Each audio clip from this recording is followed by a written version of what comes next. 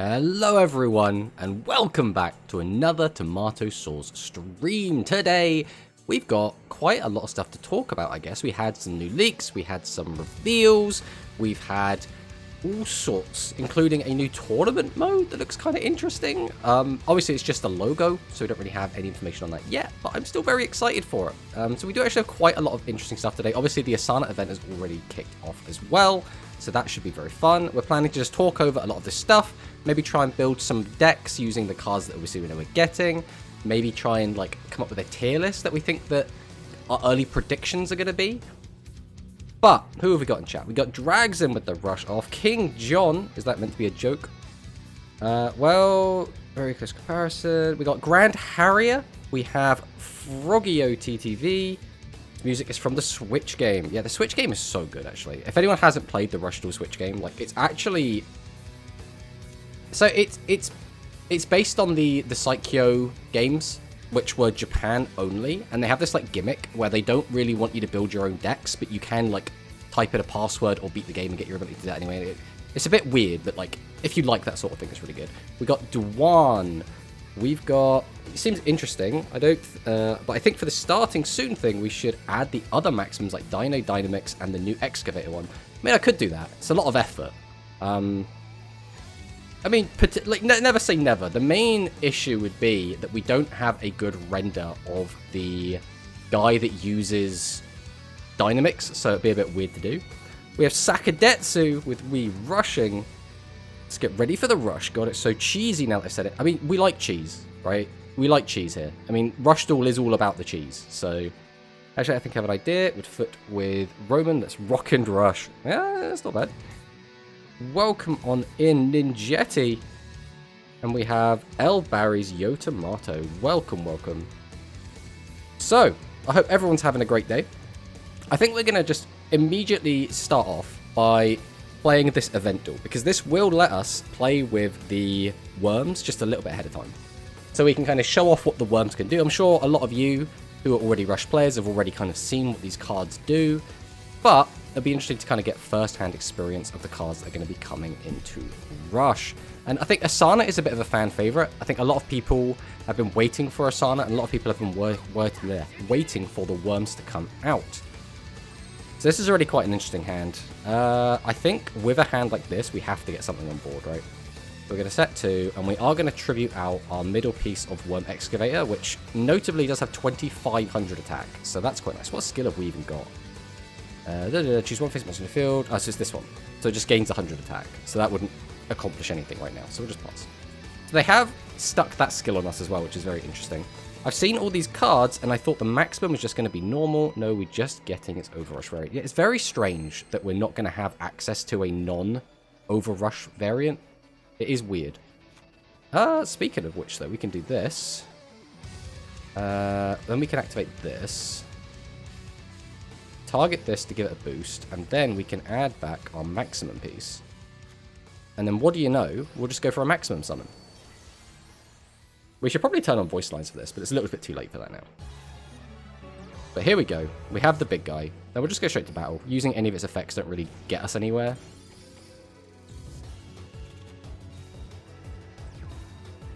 And of course, you know, the AI is going to leave everything in attack mode because the Rush AI does not know how to put things in defense mode. That's a funny draw, but... so we will use the effects. We will pop this. We'll put this back in the deck. Pop your card. Get that nice little draw. Then, I don't think there's really a point to do any of that. We'll just go straight to battle, and we will just swing in. Bam! Big damage in. So, the skill's quite nice because it lets you tutor the graveyard to get maximum pieces back, which is, you know, it's a nice consistency tool, right? Who doesn't like that kind of consistency? Yeah, I discovered something. You know the Overrush summon effect. For a maximum, only one of the pieces has to be it for that. Yeah, that's generally how it works. I think usually the middle piece is meant to dictate whether or not the whole maximum comes out in a certain way or not. Oh yeah, we should see the animation as well. Yeah, we'll get that next time. Speaking of which, we can actually do that now. So if we... I guess we'll do it once we get into the game. We'll do this duel quick. Because again, we do like seeing the new cards. We did get to see the max there. It'd be nice if we could show off Bill Dragon, but obviously we have to draw into it.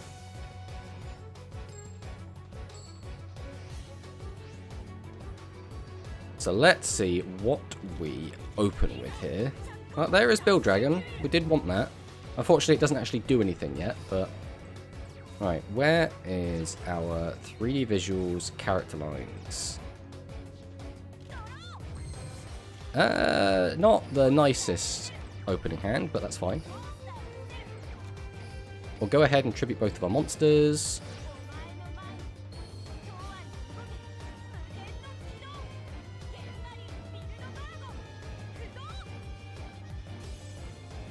No, is there going to be... No, there's no animation for that. That's a shame. I suppose there will be one for the maximum. I mean, there's no reason to not just get an extra 100 attack, right? Battle phase. We'll just attack this one. Go for the more damage. Now, we could get punished by this Torna, but, you know, that'll make the game more interesting at the very least.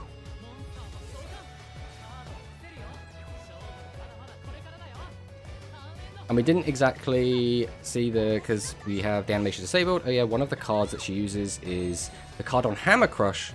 Yeah, the Hammer Crush card that we've got is the alternate art. So it's a bit weird that they gave us the alternate art first and then gave us the original art in a structure deck.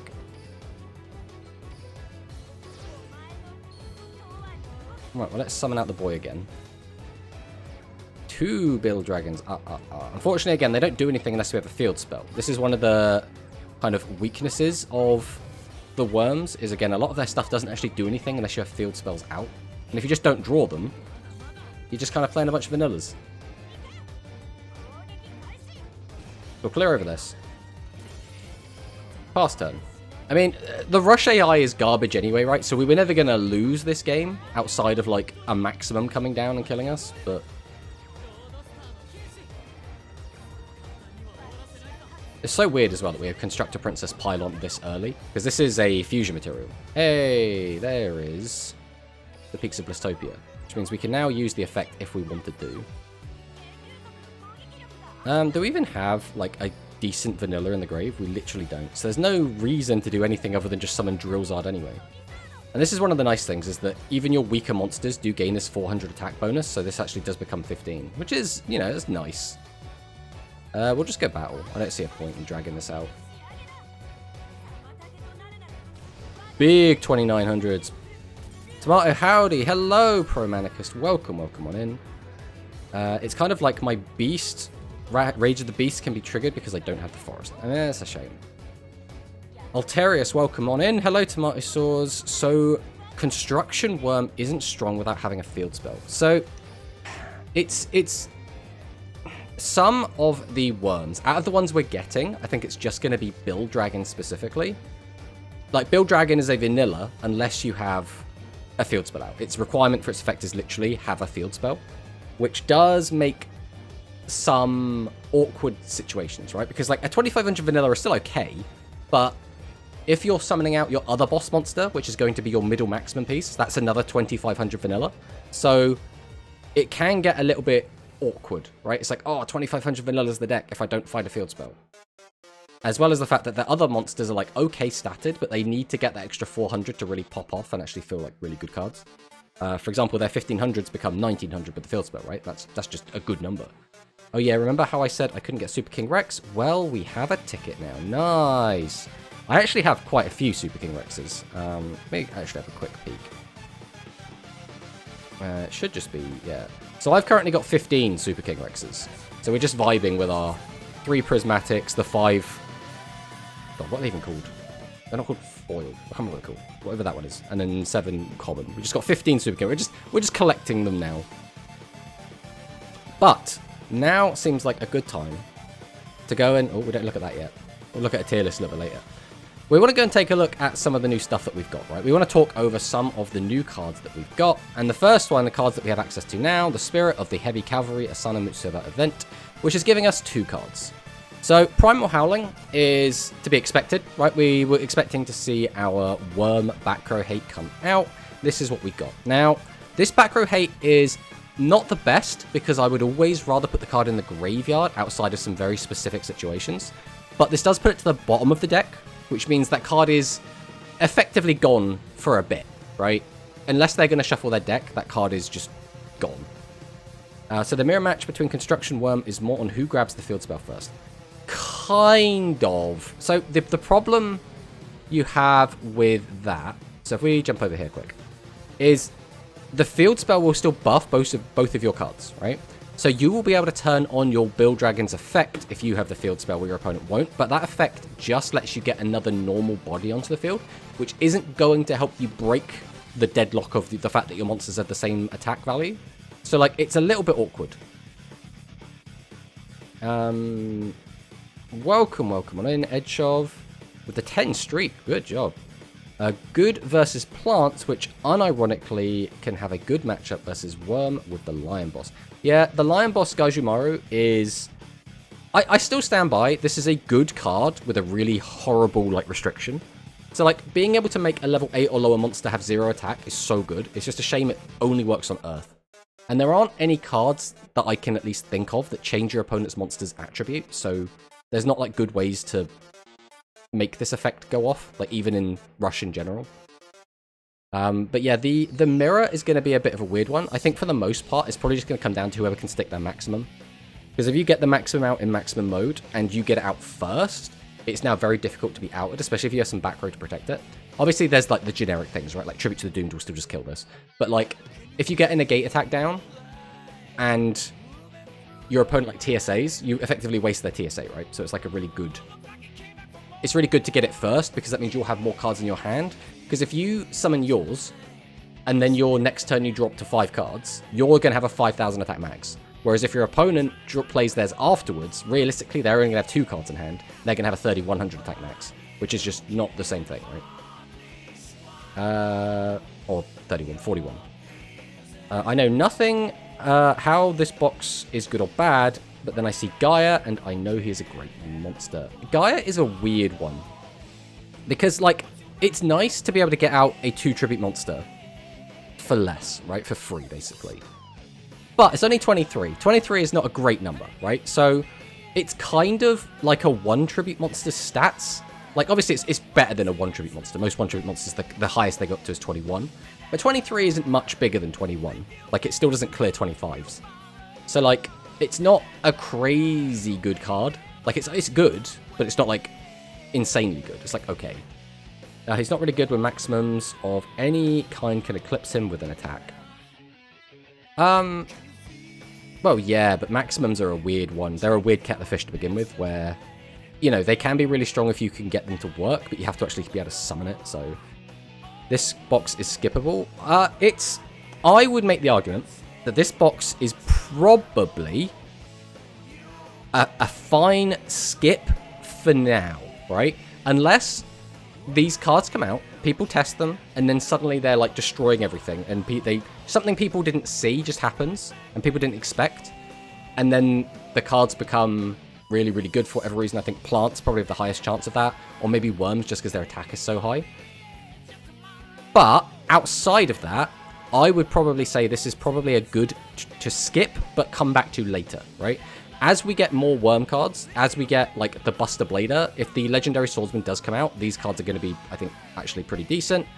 And as we get more Plant monsters and Plant support cards, Plants will also start to become a lot better.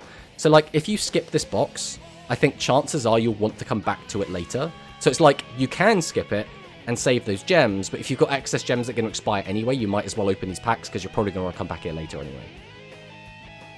But, like, I'm going to open this box because I'd like to complete the character deck, and I don't play... Screw competitive options. I mean, yeah, if you're not playing competitively, you can do, like, whatever you want, right?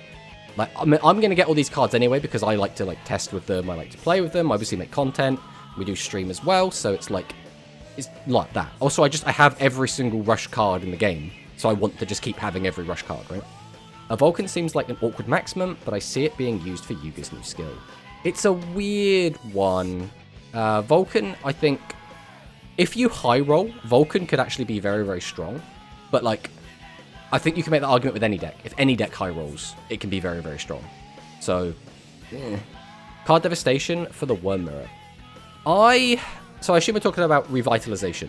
Or I guess it's got 2 names, right? On the card it says 1 name. And then up here it says another name. I don't know what the English translation of this name actually ends up being. But It is... This is an awkward one, right? Because, like, forcing your opponent to discard cards from their hand helps them, right? Like, if you go first, and then, like, you play out your hand, and then you drop this, you force your opponent to discard their whole hand, which is 4 cards, then they draw 5 cards, and now they're just ahead of you and trying to get to that 10 or less cards in the graveyard. So, like, it's awkward. I don't know if there's ever actually a good time to use this card. Actually, this gives me a question. Does Beast Gear have a maximum, or do Beasts have a maximum overall? So, in the anime, there is an anime-exclusive Beast Maximum that was not been released as of yet. So, if we do get that, then Beasts will have a maximum. That maximum is very strange, and is probably not what you would expect from a Beast Maximum, as it is basically an anime girl, but that is a Beast Maximum. Compared to other maximum, Vulcan feels like Noodle Ninja Maximum with the effects. It is a burn/weaken maximum. That's kind of just what it does. Trigger Drago likes it, I guess. Yeah, but then, like, is that going to be enough to make this card, like, see play? It's a weird card. I mean, maybe. There aren't that many other cards that actually care about your opponent not having many cards in their hand. It doesn't help. Let's just say they're building a maximum to turn around you. Discard the maximum pieces. What are they going to do? I can't. Most people don't open most boxes. I think the problem with a card like this is how often are people just holding onto max pieces, right?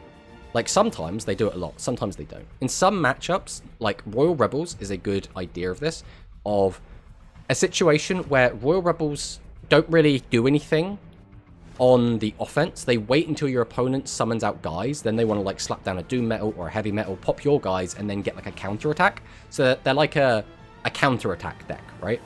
And because your opponent should know that, a lot of the time they'll set 3, and you'll set 3, and then you just pass back and forth. And in that situation, a card revitalization could be kind of good, because suddenly you've got, like, 8, 9, 10 cards in hand. So that, you know, there's potential for this card. I'm just not sure exactly what that's going to look like. It's going to be card revitalization, by the way. Hello, Colossalus. Welcome on in. When they summon their max before you, you don't auto-lose if you don't have TSA, etc. maybe. Yeah, the problem is... So TSA is already a weird one, because if your opponent gets 5 cards in hand, they have a 5,000 attack monster. If you use TSA on a 5,000 attack monster, its attack will only go down to 3,000. So TSA doesn't necessarily beat Worm Excavator. So it's a weird one to begin with. I would think...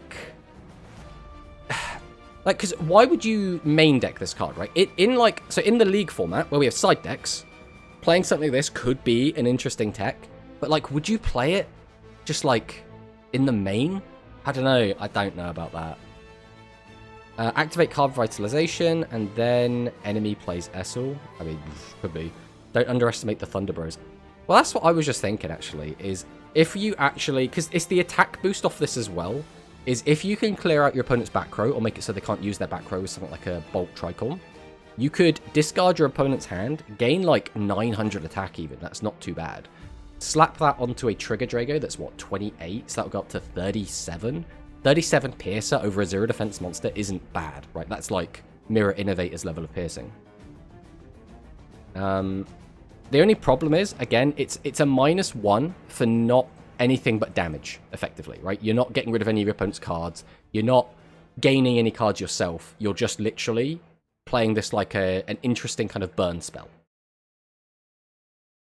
There aren't any Thunder Bros left. They're just hiding, trust. I mean, if we get any more Thunder support, you know, you never know. Because they still have a good skill. The Thunder skill is still good. Oh yeah, and I can't complete my machine because I missed Gold Rush somehow. That was the only card I didn't get. I mean, you only need, like, 1 Gold Rush. Like, you can play the deck fine with just 1. In fact, you don't really need any. It's just, it's nicer to have it because it gives you a few more options. I don't know why my words are being combined. I wouldn't worry about it too much. We're digesting it, right? We're decoding it as we go. There's a lot of steps for having a Mirror Innovator on the field. That's a lot of steps for having a Mirror Innovator. Basically, yes. Mirror Innovator is just insane, right? That card is so good. We were saying this as soon as that, even before it got announced, we were like, if Mirror Innovator comes out, machines are going to go so hard. We predicted it to be the best deck in the game, and for a while at the very least, it did seem to be the best deck in the game. I think now there's an argument that Cyberse is performing a little bit better than Mirror Innovator, especially if we like take a look at how it's been performing overall. At the beginning of the set release, it was machines popping off. But as we've gone through, Cyberse has been winning more and more and more and more. So it feels like the Cyberse bros kind of learned how to play their deck. Only time I see use for card revitalization is as a counter to maximum dominant format. Yeah, I mean, outside of... But the issue is even in a maximum dominant format, it's never going to be the only deck. So there will still be decks where this card just does nothing to them. So it's very awkward. Oh yeah, do you have a particular amount of music in the background? Do you have a particular amount of music? I don't know about amount of music. We have a playlist with 108 songs on it that we just cycle through. That's what we do. Now, Mirror Innovator is legitimately stronger than Maximums. It is. It's sometimes literally stronger than Maximums, right? Not even like, you know, because if you just give it that, you know, if you send 3 7s back into your deck, you gain 21, it's immediately a 45. That's bigger than any max. Even Worm Excavator with a hand of 5 cards is only 5,000. That's only 500 more. So, like, still hate Psychics. Psychics are trash. The pour one out for the poor Psychic bros. Manicist in chat. True words have never been spoken. Psychic isn't trash, for God's sake. If someone is literal trash, wouldn't be playable at all. I think it's more of a meme at this point, King John. I wouldn't take it too literally. I think it's fair to say Psychics are very heavily underperforming. And I think it's funny to call them trash compared to like some of the other decks. Because I think there are legitimately some bad decks that no one even cares about. Like Bender Break is a terrible, terrible deck, right? That is just complete actual garbage. Now, I'm not saying the deck can't win a game. The deck can certainly win games. It's still terrible. But no one likes that deck, right? Whereas if you look at something like Ridercross, people like Ridercross.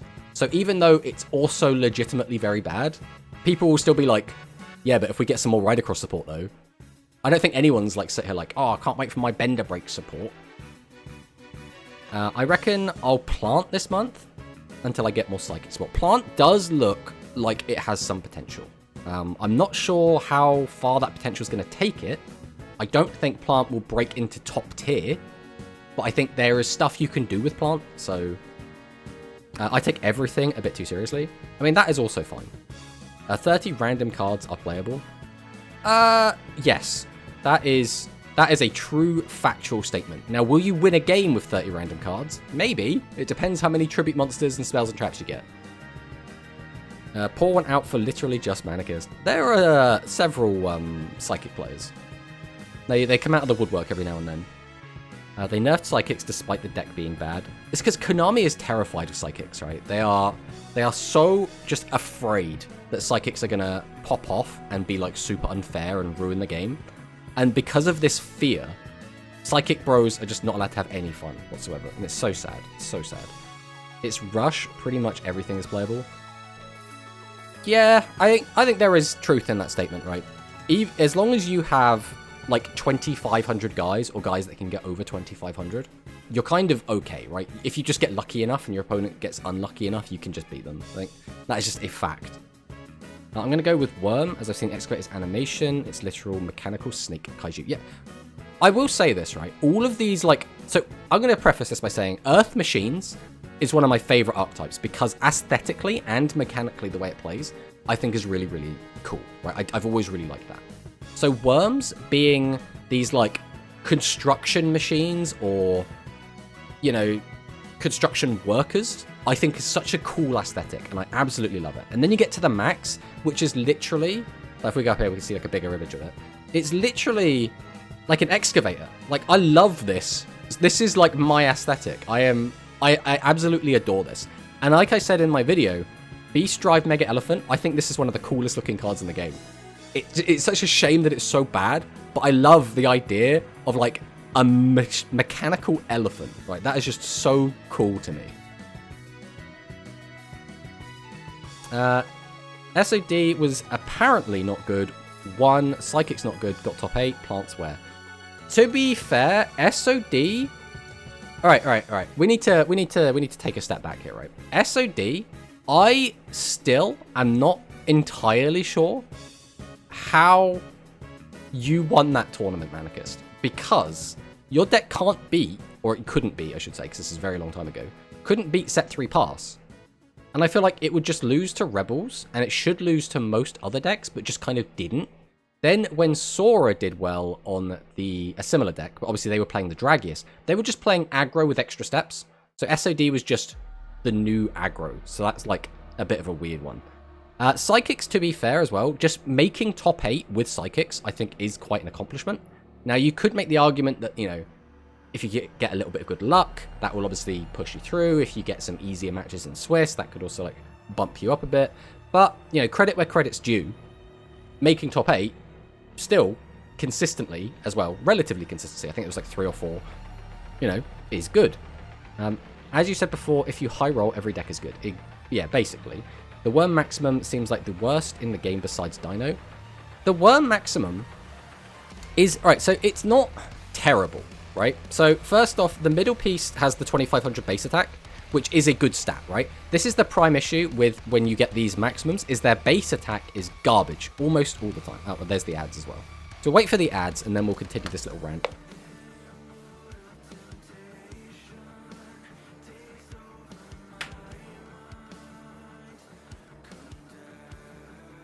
It is also extremely hot here. And when I say extremely hot, it's not actually that hot, but I live in England, and England is like the rain country, where it is cold all the time. So whenever it gets even slightly hot, we're like, oh god, it's too hot, I can't. But yeah, welcome back everyone. So we were just talking about the worm excavator and Brand saying it looks terrible. But so the logic is that just having 2500 attack already makes this not a complete and total brick, right? We can just, especially if we slap down a Peaks of Blistopia, this is just a 2900 dude, which is okay. While it's in maximum mode, we do have the ability to pop back row, which is a valuable skill to have, and it does replace the card that we have to put on the bottom of our deck to do so. So that's also not bad.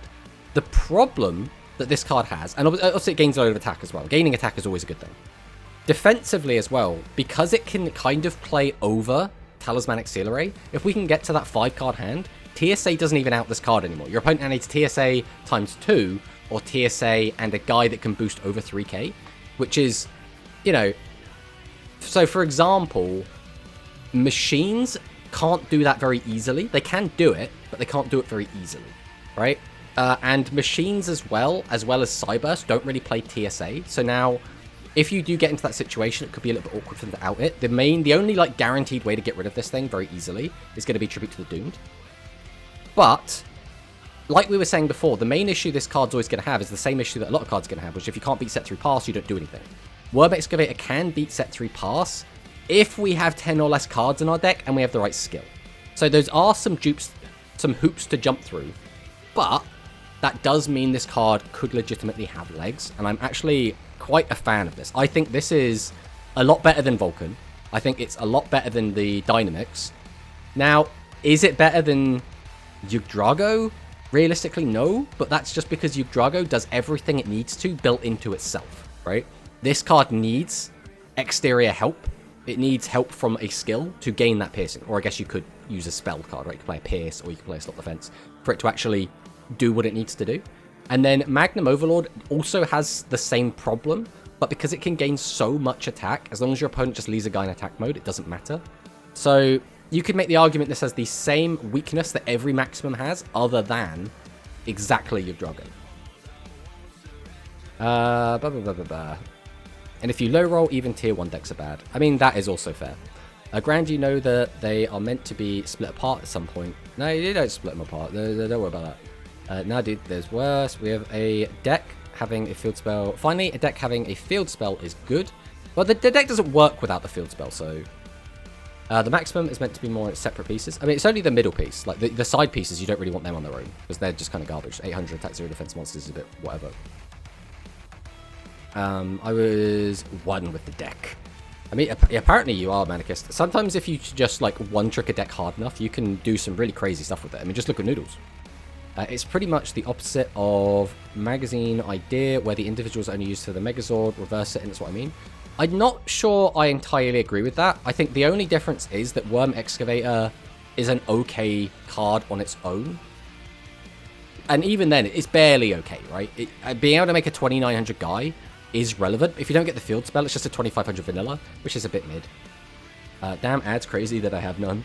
I think for now, Psychics will be okay with top 8. Once we get some more support, I'll give them another try. I mean, we might not get any more support for Psychics until, like, Fusions come out. We'll have to wait and see what they decide to do. So why is it maximum if you're not meant to maximum? I mean, by that logic, I will say, just to, you know, play devil's advocate, Harpy Ladies is a maximum deck that doesn't maximum. Even in the physical game, that deck still barely maximums, and that's even with 3 copies of each of their pieces. So, like, there are decks like that. I don't think this is one of them. I think, realistically, you play a Worm Excavator Heavy Cavalry Draco from your hand if you don't want it to be bricking up your hand. In the same way that you will cheat out the middle piece of Magnum Overlord because you don't want to just hold on to, like, 2 middle pieces, right? I'm saying it's still better options, better separated, but it has no effect without being max. Exactly. Its effect is it gains 400 attack when Peaks of Blistopia is on the field, so it does nothing. I guess its other effect, it's not an effect, but it's like its other thing. It's level 10, which means it does get around any cards that only work on level 9 or lower or 8 or lower. So, for example, you can't use a Recital against a Worm Excavator Heavy Cavalry Draco, which can come up, right? So that's pretty good. Lion is level 8 or lower, right? Yes, it is level 8 or lower, so it will not work against Worm Excavator. So do we go back to Maximum's meta? I think you could make an argument that we're in a Maximum meta. We have Cyburst as arguably the best or second best deck in the format right now, and Overlord is still seeing play. And with the nerf to both Machine and Cyburst, where now they don't really want to be playing Negate Attack, that buffs Overlord indirectly. So I actually think that right now, this is a maximum meta in a weird way. Like, it might take a little while for people to catch on to that, and it might obviously shift when we do get these new cards, but we are getting a new maximum that at the very least people are going to try this out. For the first couple of weeks, even if Worms end up being bad, we are going to be seeing a lot of this maximum. Will we be seeing a lot of Hyper Engine Vast Vulcan? Probably not. At the very least, we're definitely seeing less of it than the Worm Excavator, but there is potential. Harpy can't out with just the skill. Yes, that is true. I just like Burms. What's the name of the warrior one? Oh, Vast Vulcan. Okay, I'm wrong then. Lion is 8 or lower, yeah. It's a shame that they didn't give us Worm Drake Crush to revive with Bill Dragon. So we are potentially getting that. We don't even get Big Roller, right? Well, we are getting Big Roller. Big Roller is a level up reward. Well, we assume these are level up rewards.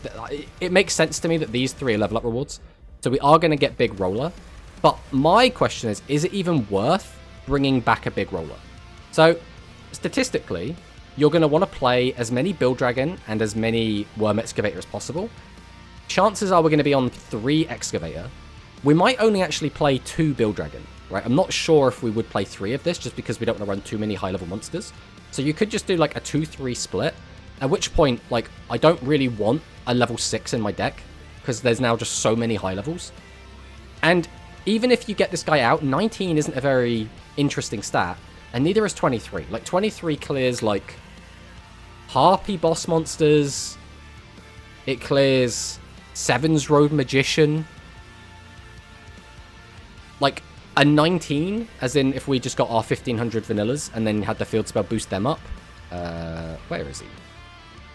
My blight, he's down there somewhere. Yeah, so if we just got out this, it just becomes a 19, and that clears, again, pretty much the same stuff. There are a couple of stuff that doesn't, but, like, other than that. Fuck Magnum. Yeah, Magnum is a bit awkward. Noodle got nerfed too. Noodle is... I don't want to say Noodle is, like, dead, but, like... It's looking very, very rough. I think there is maybe still some gimmicks you can do with kind of the spice and roastery build, where you can still pull off these, like, ridiculous turns.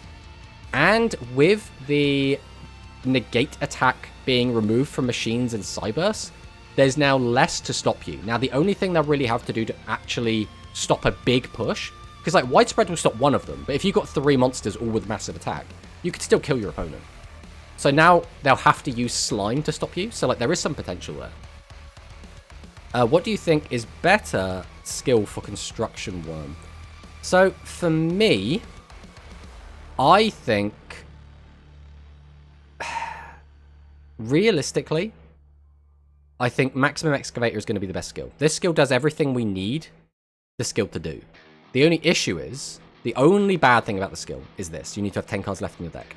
Other than that, well, I guess locking you into just worms as well kind of sucks. But like, other than that, we get a tiny attack boost, which is, it can be relevant. It helps you beat stuff in the mirror. If you haven't got your field spell, it lets you clear 25s, etc, etc. It gives you a way to get max pieces back to your hand only once. It also just gives you a body back if we just activate our field spell. So the only card that can be is... God, where is it? Is the Drillzard. I'm pretty sure this is the only level 3 worm we're going to have access to. But you can still get this back to your hand as long as you have access to the field spells. So, yeah, that's nice. I think the other one that could be okay is Construct Blistopia. But we'll have to wait and see. I want to test with this. And the most interesting thing about this card is that we can play non-worms in it. I think that might come up as being relevant, but we'll have to wait and see. Obviously, we'll have to actually get a hold of these cards and like, test them before we actually work out what's going to actually be good. Nice to go about these. Yeah, for sure. It's level up. I wonder where we'll get Gantry on her playmats. We'll either get it in a Super Mini, which will be out in like a month, or we'll get it in the Repeat Asana event. They're my predictions. We'll get it in one of those two places. Hopefully we'll get it in a Super Mini, but we'll have to wait and see. Because it is quite a jump in power level, getting access to Gantry and Dracrush. The main issue is if you get out... So we'll talk about them quickly, right? We'll talk about them briefly. So if we go to Gantry. Gantry is a 2500 attack monster. With our field spell, which is required to use this card's effect, it becomes a 2900 attack monster. We can use this effect to bring back a Constructor Worm Bill Dragon from our graveyard face up to our field, but we can only attack with worm monsters. So we can use this, bring back Bill Dragon, who just comes out as a 2500. Again, field spell out, so it goes up to 29. And then this card's effect isn't only the turn it's summoned, so we can then use its effect to bring back... Oh, is it called Dracrush or is it called Drake Crush now? It is Drake Crush on it. Okay. So we can also bring back Drake Crush, which is a 2400 attack monster. Which again, because of the field spell, is a 28. So you basically, for the card... your graveyard has to be set up. You have to have a field spell on the field. But assuming you do, the card economy-wise is normal summon, tribute out Gantry, and you end with a board of 29, 29, 28. Which is really nothing to sneeze at, right? That's a good board. Dynamics is at the bottom... then Volcano Ken, then Excavator, and Magnum Overlord, and finally Drago at the top. Your Drago is just so good. 2300 sucks, probably wouldn't play Big Roller, yeah. The card is not even in the game though, right? As weird as they would put it on a playmat. Well, that's what I mean. It'll probably be coming out soon-ish, right? Do you think Princess Pylon will be like Roman Pick, that we only have one copy with the level up reward? I would like to think we're going to get at least 2, hopefully 3. Because it is going to be, again, part of fusion material going forward, so we're going to need it eventually. But they could give us 2, and then give us the 3rd when fusions come out, as they raise the level cap of Rush, so that is potential as well. Correct, that is making me think it's either a level up reward or a mini / deck build box is coming with it. I mean, we'll have to wait and see, really. Oh no, another selection box. No, don't say it, Chris. Don't say it, Chris, don't do it. Mr. Tomato, what did you think about Buster Blader? I was so excited for Buster Blader when it was announced, and not having Legendary Swordsman makes the deck seem so mid. It's like, if you high roll and you just get to use Buster Blader all the time, it's great. But even just searching your Buster Blader is very awkward. It's very, very awkward.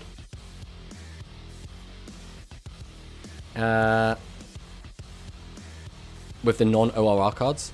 It's so weird to me, though, that they would do that they would have non-Overrush rare cards in the selection, but give us the Overrush in a normal box. That just seems very strange to me. Isn't level 3 the side pieces? Yes, the level 3 are the side pieces, so you can get either of them back with the skill. But you can only get them back once per duel, which is why you can take back Drillzard with just as much as you want, as long as you have access to the field spell.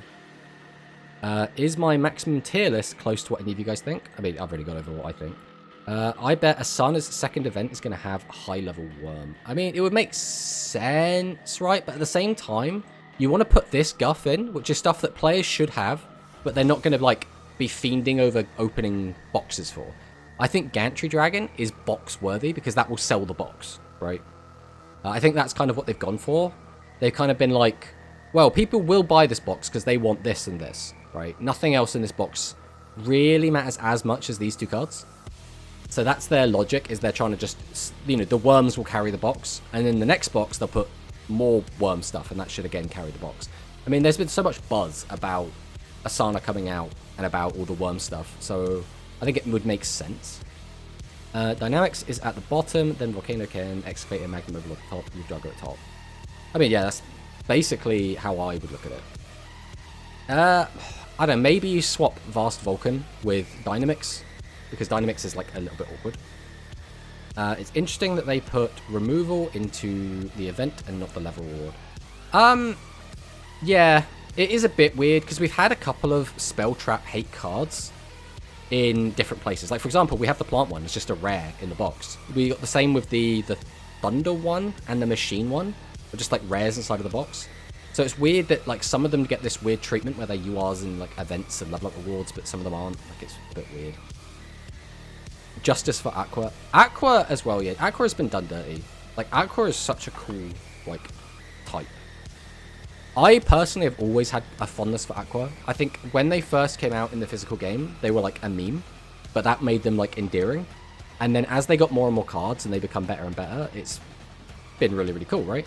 I still stand by the best Diankito Aqua monster is the water one, which is Diankito the Cure Maiden, which is why I'm a little bit sad that the skill works with non-waters, because like this is the best one, right? Which is if you have a face-up field spell on your field, draw a card and show it. If the card you drew is a field spell, gain 1,000 life points. The 1,000 life points doesn't really matter. Just being able to just plus on a draw is just really, really valuable. Then we obviously already have Fashion of Faith. This just gives us another plus and a little attack boost. And then the only other card that we'd want to like complete the trifecta is Brickphone Nian Nian, which is, this is a light monster to be fair. But during the turn you normal summon this card, we can place one card from our hand on the bottom of our deck. One face monster your opponent's field loses 500 attack to the end of this turn. Then we can add a level 7 or higher Aqua monster from our graveyard to our hand. So we could summon this, obviously lose a card, but replace that card with the Aqua monster, weaken our opponent, then get out our Diankito the Cure Maiden, use its effect to draw a card. Then we could summon Fashion of Faith, boost its attack again, and then draw another card. So we've weakened our opponent, gotten our boss monster back, drawn 2 cards. Like, I don't know, it just seems like so good. And it's just like this nice resource engine. It's not doing anything unfair. It's like little incremental buffs and like weakens, but like it's so pleasant to just get this whole little combo going. And I don't even think it'd be that strong in the game right now, right? I don't think it would be like crazy busted. I think it'd be fine. Aqua suck. Pro Manicus. I'm gonna give you a warning. If we get any more Aqua bashing, I might have to time you out. I'm just saying. Yeah, question. What the hell is the story with the event? Why is she writing up everyone? I haven't really been following the story of the event personally, but we'll have to, like, so I'm not really the person to ask. Hey, Volt, how's it going? Welcome on in. Do it, coward. Oh, don't push me. Don't push me, Manicus. We'll do this. We will do this. Justice for Psychic. But, yeah, overall, my thoughts are Gaia is...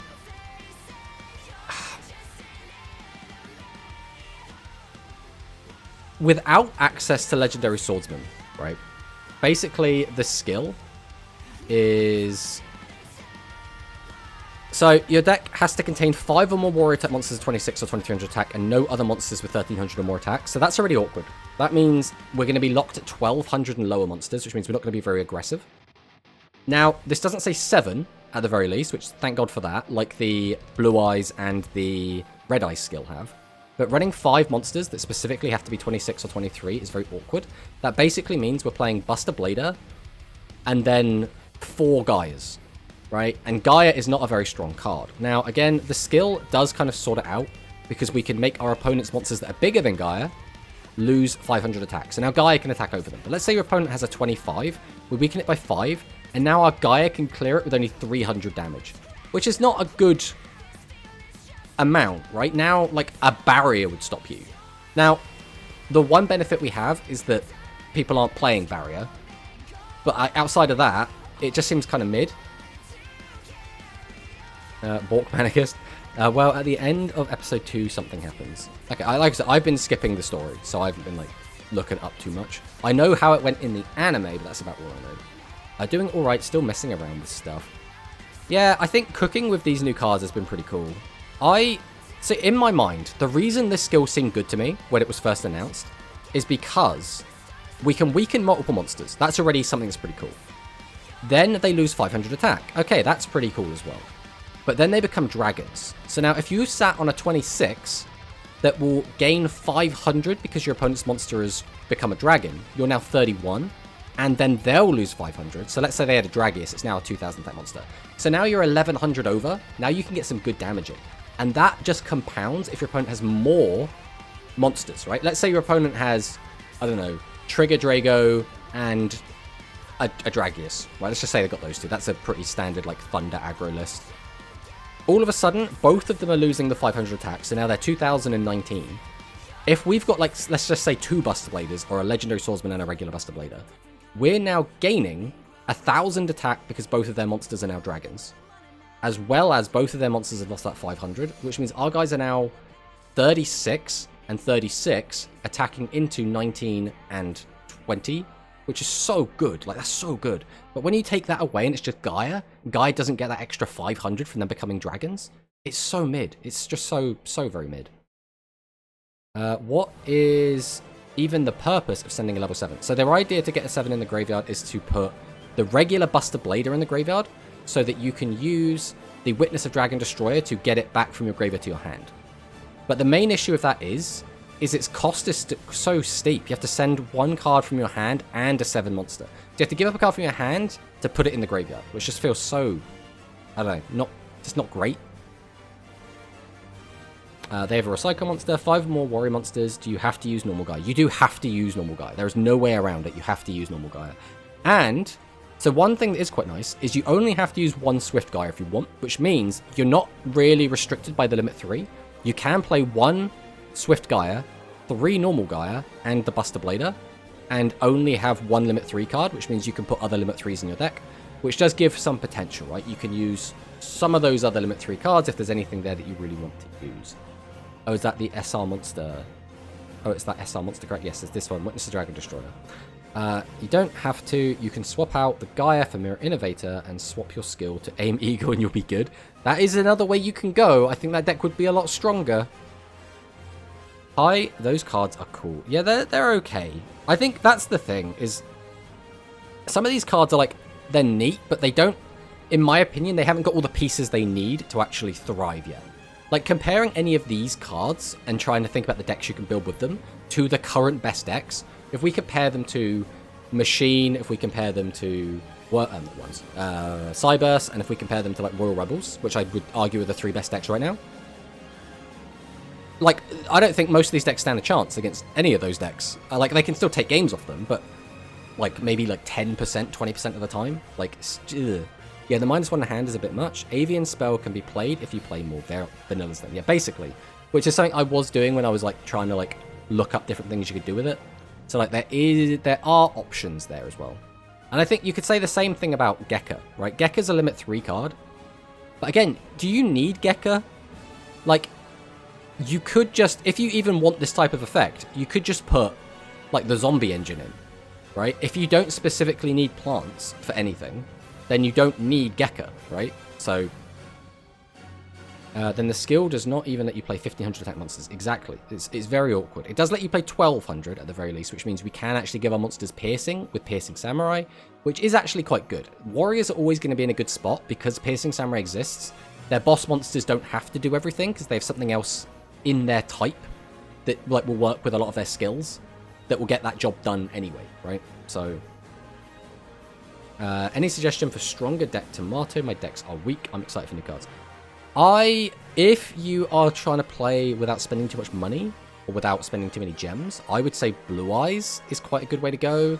Harpies are kind of like the old free-to-play deck. Blue Eyes are closer to, like, the newer good free-to-play deck. I have a speed account where I haven't spent any gems on Rush whatsoever. And I played in stage 1 right towards the end just because I wanted to get the rewards. And I played a Blue Eyes list that had just like, 2 copies of the Blue Eyes structure. And it was basically like Blue Eyes Turbo the deck. Everyone that I was running into was also doing the exact same thing, and everyone was just trying to turbo out a vanilla Blue Eyes White Dragon. And then it's just hard to deal with. It's just not easy to get rid of a 3000 attack guy when everyone's playing free-to-play. Or like, gemless. Or as gemless as you can get. I feel like if we were in a dragon meta, they'd be somewhat threatening. But would it even, right? Like, you can bring it back a couple of times with Witness. You could, I guess, arguably shuffle them back into the deck again and again with something like Siesta Torero. So, like, there is stuff there, but you're basically just going to be trying to reuse your one Buster Blader again and again and again and again. Which, I mean, it could work. It's just awkward. Whereas I think if we had access to the Legendary Swordsman, this deck would actually be really strong and potentially a tier 1 deck. Like, I think it could then actually play with the big boys. But as is, Yeah, Blue Eyes are toop. But yeah, another card I think a lot of people are actually sleeping on is Vast Vulcan.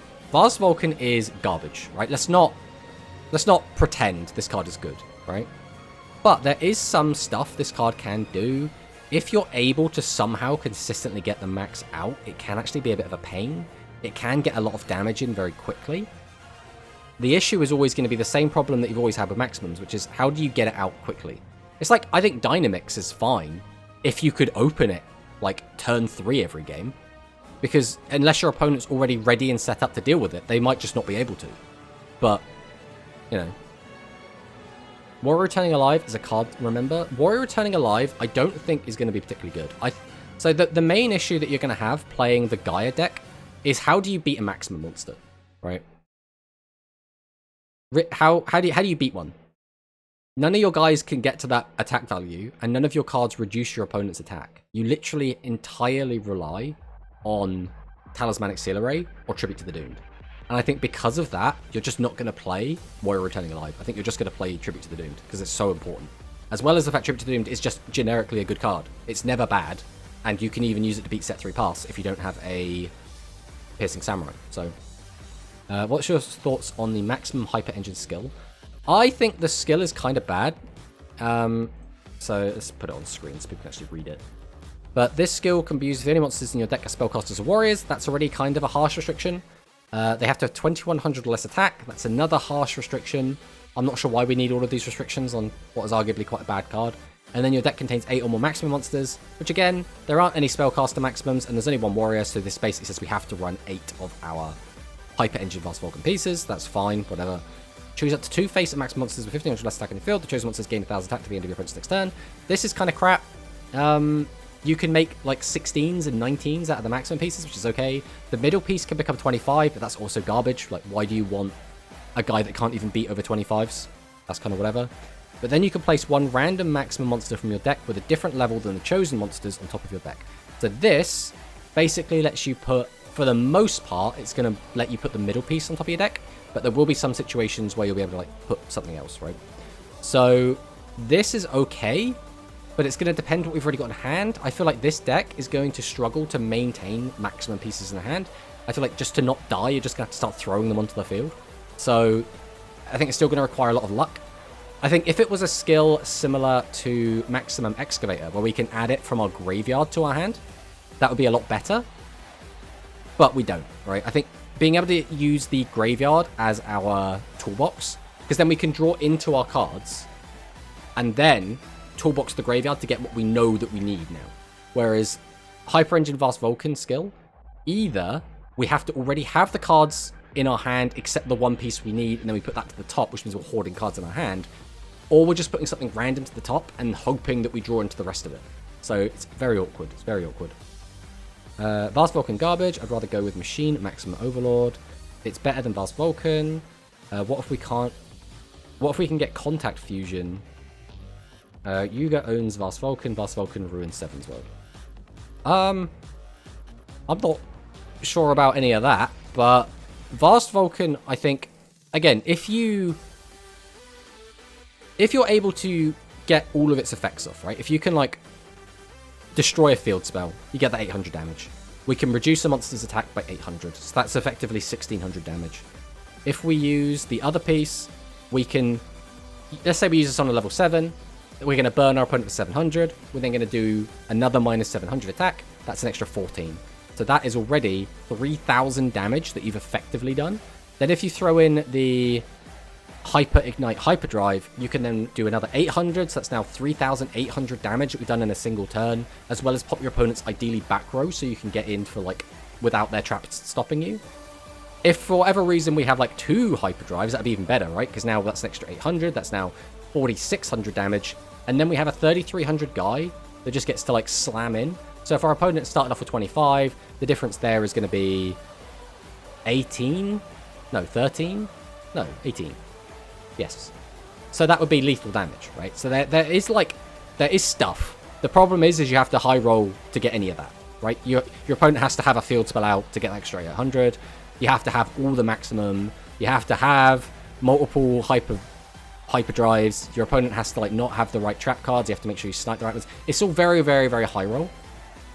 But, you know, there is something there. I'll definitely be testing this deck and we'll see what actually happens. This is why I love Duel Links. What about plants? Plants are in an okay spot, I think. They do get their Neoplandish, which is very good. I'm not actually a huge fan of the trains, to be honest. I think its attack stat is a little low.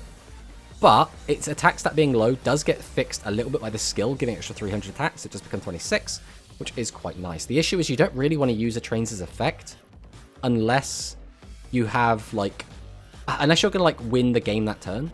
It's very awkward because you're basically going to guarantee that you don't have 3 monsters on the board at the end of the turn, which is very awkward, right? That can just lead to a lot of situations where you just die.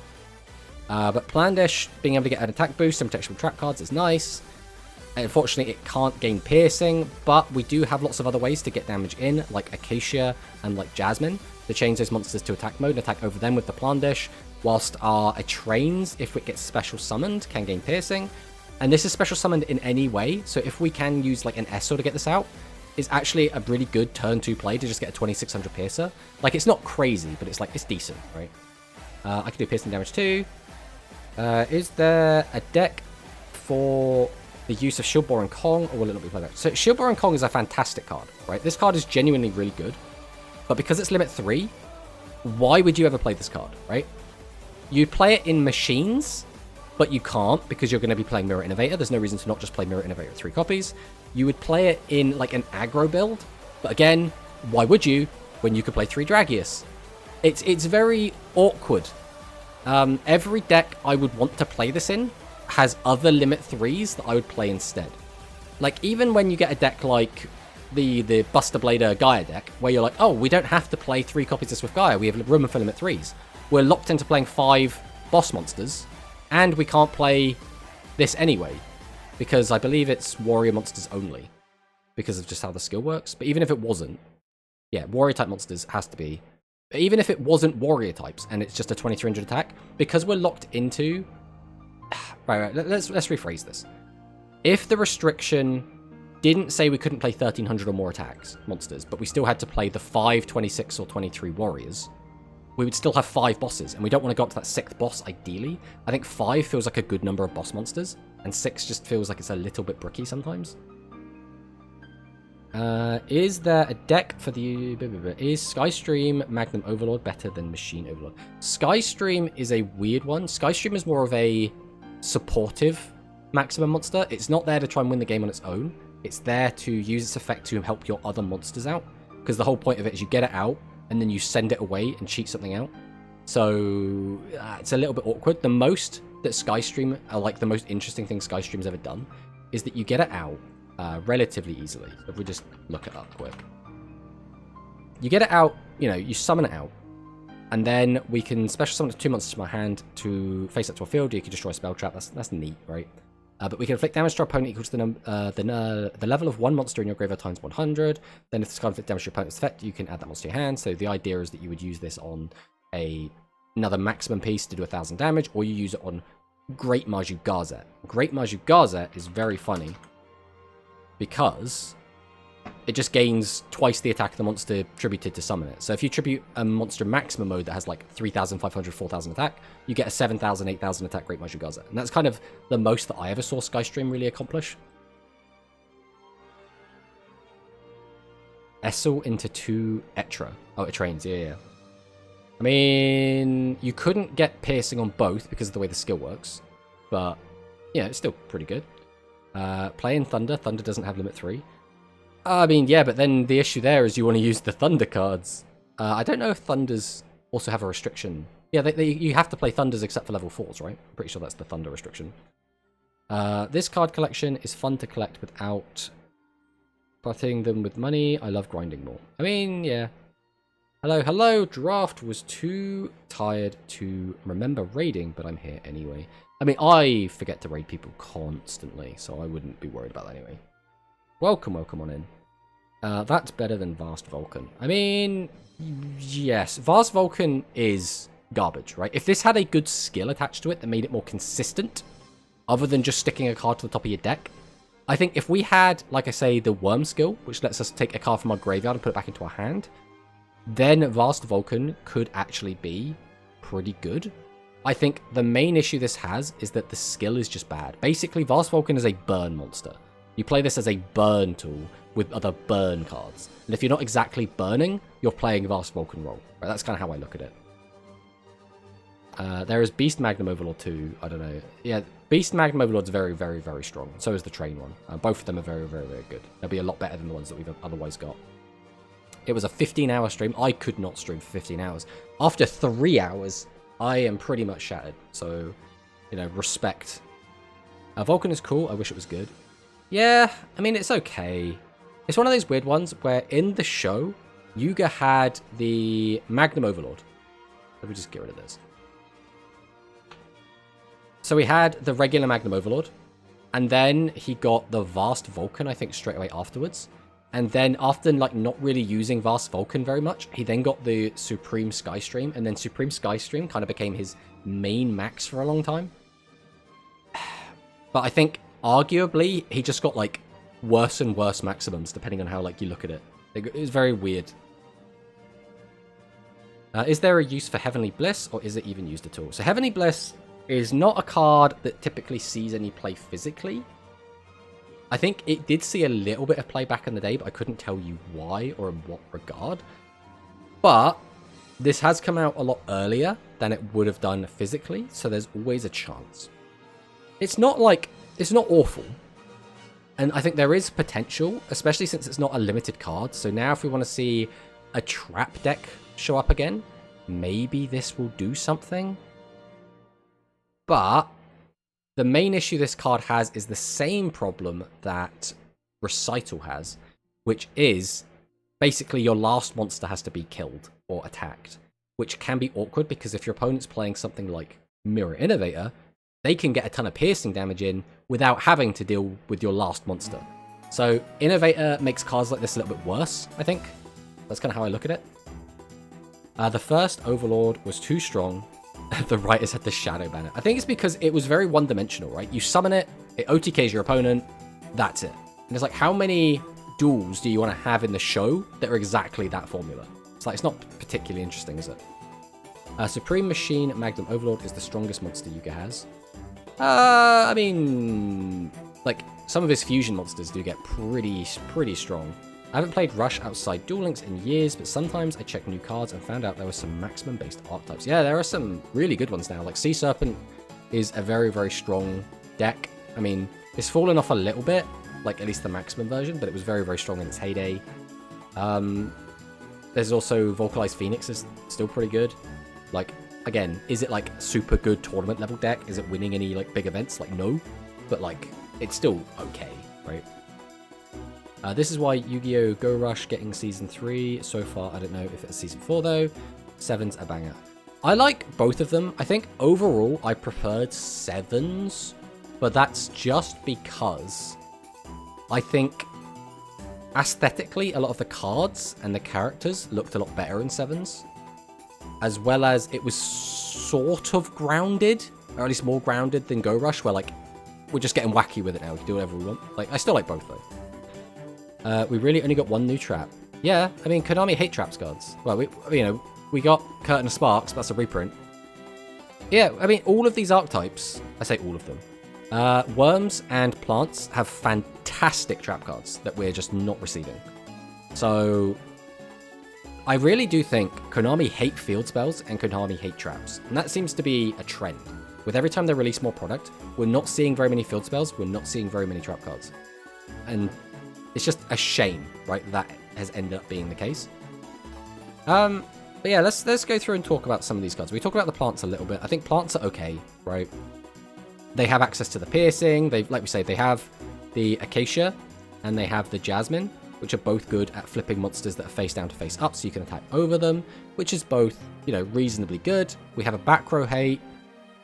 Plants will probably be fine. The main offense that Konami has really done with plants is that they're just not as good as the other decks, right? They're just not. They don't have a Mirror Innovator, right? They don't have an Attribute Hydron. They don't have a Chaos Femtron. They don't have these like really, really crazy cards. They just seem a bit too fair. They feel a little bit like how Thunder was when Thunder first came out. That's basically the last turn of every anime duel. Low life points, draw, combo, OTK.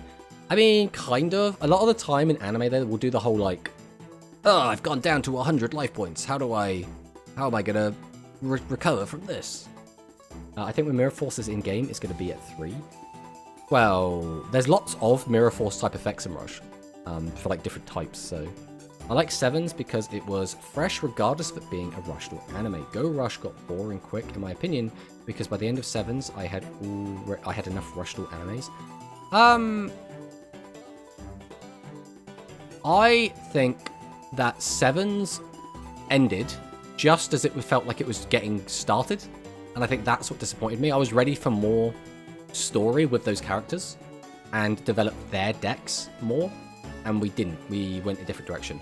And the early Go Rush, by the way, I'm just gonna say this: early Go Rush, like the first like season of Go Rush, is garbage. Like at least like the initial like 20 episodes.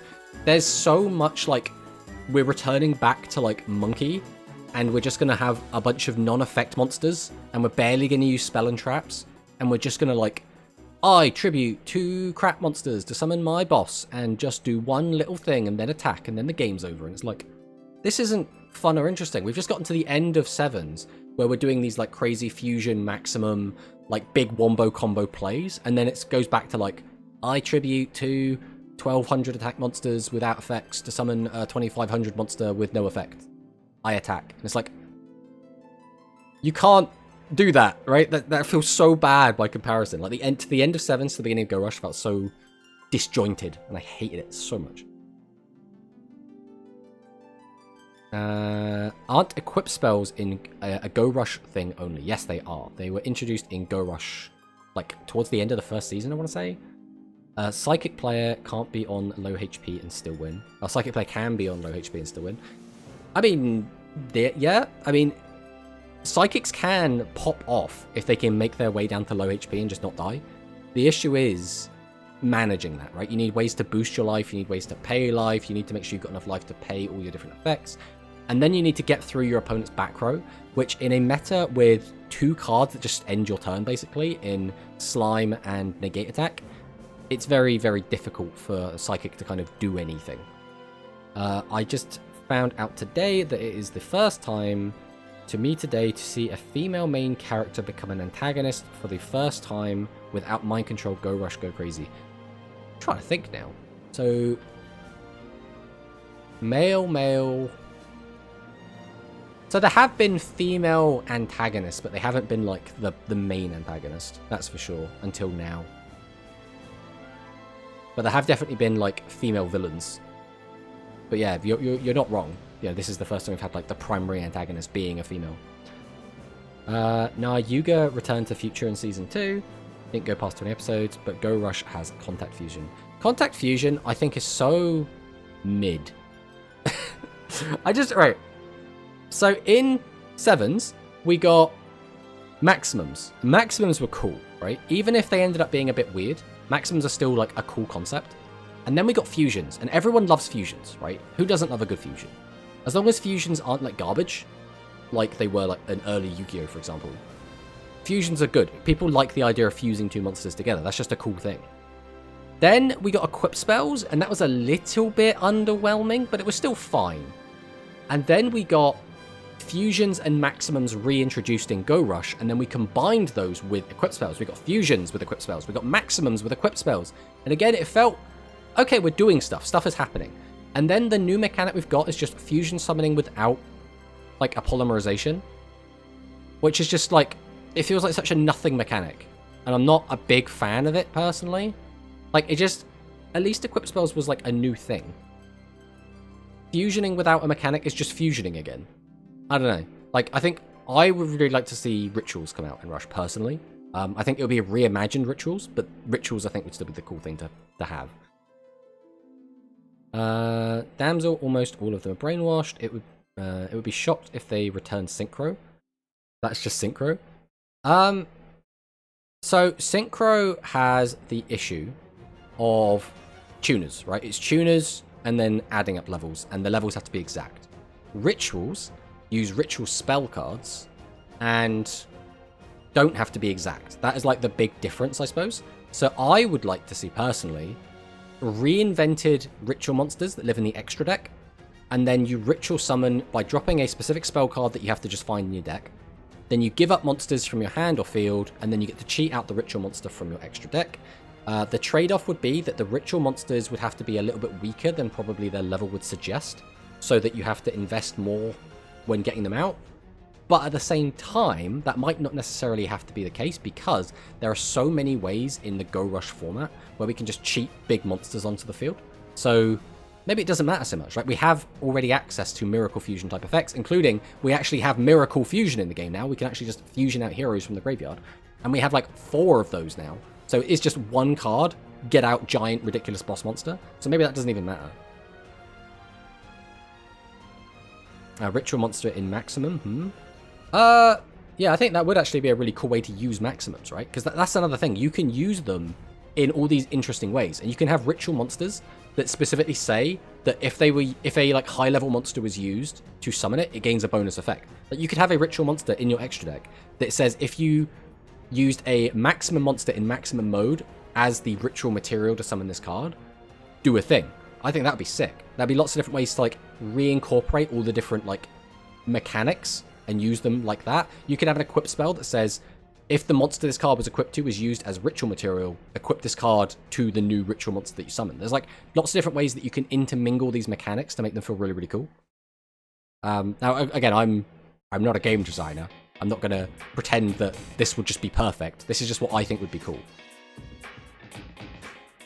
Ritual monster in extra deck, what? I think the main problem that ritual monsters have always had is that they are in the main deck, right? Because of that, you basically have to play a ton of cards in the main that just turbo out the ritual cards to your hand. You have to play Maju Garza, you have to play Sonic Bird, you have to play Great Maju Garza, you have to play, you know, all of these different type effects that just turbo these pieces into your hand, and they end up feeling really jank. So I think the best way, in the same way that Rush has reimagined all of these mechanics, like we reimagined fusions to say that you have all the fusion material has to be on the field to fuse, because Konami obviously didn't like that people were fusing from the hand, and that was the only real good way to fuse outside of exactly like we've been saying contact fusion, like Gladiator Beasts, right, and like other different bits and bobs. Ritual monsters be interesting to add, and feels more better to do here than drawing 5 for rituals monster and spell. Yeah, that's kind of how I feel. I've never really enjoyed the fact that rituals always felt really mid unless you had a ton of ritual support to make them work, right? Whereas you don't need that for a lot of other types of decks. Ritual monsters in extra deck, that's just fusion monsters. But it's not though, is it? Because there's very specific differences, right? If you want to make a fusion monster, you need a fusion spell and you need 2 specific materials. Unless the fusion monster just needs 2 arbitrary materials, but that's very rare in Rush. It still does come up, especially with the Light Galaxy stuff, but it is a lot more rare. Whereas if you just need levels, you can now be sending anything, and you'd still be able to treat this like, you know, from your hand. You can still send cards from your hand to the graveyard, which can also unbrick you. I think it does add quite a lot to the game, and I would really like to see it personally, but be crazy if Ritual in the extra deck. For now, in Go Rush, the Yuamu is antagonist of Season 3 in Go Rush. She invented Contact Fusion. Yeah, excuse me, I fused Sangant and Witch of the Black Forest from Field for Sandwich in Season 2. Yeah? I mean, I'm not saying you can't do that. I'm saying it's generally not optimal to do that, right? There will be some very niche situations where, yeah, you can do that. But in general, it's going to be better to, fuse from hand, especially if you've got, like, high-level monsters. Because that's how Rush gets a bit weird with it, where if you want to make a fusion monster when fusions first come out, it's like you have to have the boss monster that fuses. Generally, especially the first wave, you get like a vanilla monster that fuses with your boss monster. Then you need the actual fusion spell itself. And then you need 2 tribute material. So you go tribute, summon out Seven's Road Magician, for example. Then you summon out Swordsman of Roadstar. Then you drop fusion. That's now a 5-card combo that gets you to Seven's Paladin. So Seven's Paladin is a 5-card investment to get this card out. Now, to be fair, Seven's Paladin is like not a bad card. But is it 5 cards good, right? So we can send the top card of our deck to the graveyard. This card gains attack equal to the number of different attributes in both players' graveyards times 400. So, if that's 6, that'll be 6 times 4, which is going to be 2400, which will boost this up to 5300. Or, because, again, this is a new mechanic specific to, Rush Duel Fusions, is the multi-choice effect, which means you get to choose one or the other. This is just like a little bit of a gimmick, but it's kind of neat. So, or we can shuffle 1 monster from your graveyard into the deck and draw 1 card to recoup one of those 5-card investment. Now it's only a 4-card investment because we're replacing one of those cards. So, there is that. That's rare. Hey, Tomato. Which summoning method in old Yu-Gi-Oh! Do you like the most? Ooh. I have always been a fan of fusions, personally. I'm very old school, where I like fusions, then probably ritual. Then it's a toss-up between Synchro and Xyz for me, because I do really like both of them. Pendulums is something I've liked the idea of, but I've never actually enjoyed playing a pendulum deck. So there's that. And links, I think, are a bit wonky for me. I think the main issue I have with links is I really didn't like Master Rule 4. I think it was Master Rule 4 where you had to be link summoning all the time, because it turned off a lot of the older decks. So I've always had this weird prejudice against link monsters. But I still do like some link decks. There are a lot of link decks that I think are really, really cool. I just have that resentment towards them because of Master Rule 4. It feels like the -5 just for 1 monster on field. It is. It's awkward to say the least. Now 7's Gears is way powerful. In Go Rush, Yuga only has 3 7's fusion monsters. Pendulum is cheating. Pendulum is fine. I think, again, the main issue Pendulum had was Master Rule 3 and just being able to spam 5 monsters onto the field every turn. I think that was the issue. But fusions do get easier because we do get a lot of cards that plus you, and we also get cards such as 7's Wonder Fusion, which is like a Miracle Fusion type effect, right? We can fusion summon by shuffling monsters from our graveyard and or field into the owner's deck as material, which means instead of now being a 5-card investment, it's now a 1-card investment. And guess what? Investing 1 card into your boss monster is a lot better than investing 5 cards into your boss monster. So when we start seeing these type of effects come out, obviously fusions become very, very, very powerful. Rush feels like Pendulum as a format. It kind of is. I think the main difference for me is that when your extra deck is set up in a Pendulum, a Master Rule 3 format, you now guarantee that you can rebuild your board every single turn, right? The only way you're not is if you're overlaying, or if your opponent's got very specific counters to banish your cards, or if they negate the summons so the cards go to the graveyard instead of going back to the extra deck.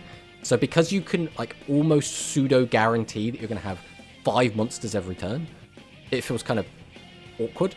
Whereas in Rush Duel, you can't always guarantee that, right? And then you just get to complain that you're unlucky when that happens. I love Fusion the most, that's why Fusion was so popular. Ignites were not killed by Master Rule 4, they were poorly designed anyways. You didn't use their bosses, even if you wanted to summon their bosses, you would just tribute summon. I think Ignites saw the most success when played alongside the Metal Foes, but then I think Metal Foes were just fine on their own anyway. Metal Foes, I think, was almost Ignites done right in a lot of ways. Ignites were really trying to make Master Rule 3 like a big thing, right? Because it was like, oh, well, we're just going to pop all of our stuff, then it will just go to the extra deck, and then we just swarm it back out again. But yeah. Ancient Gear Fusion incoming. Yeah, fingers crossed. It would make some sense. The only problem with Ancient Gear Fusion is I think you'd have to redesign it to be a Miracle Fusion style effect. Because, again, in the Rush game, we have no tutoring. There is no tutoring at all. So at no point in a Rush physical game do you get to look through your deck and do anything with it. So because of that, I don't think Ancient Gear Fusion would work. You'd have to, again, just redesign the whole card. What are the Link decks that you like? I mean, I've always liked Orcust. I've always liked Sun Avalon. I've always liked Dragon Link was the deck that I really did enjoy. Obviously, so to extend, I guess you could say Borals. Goki. I've always really enjoyed Goki.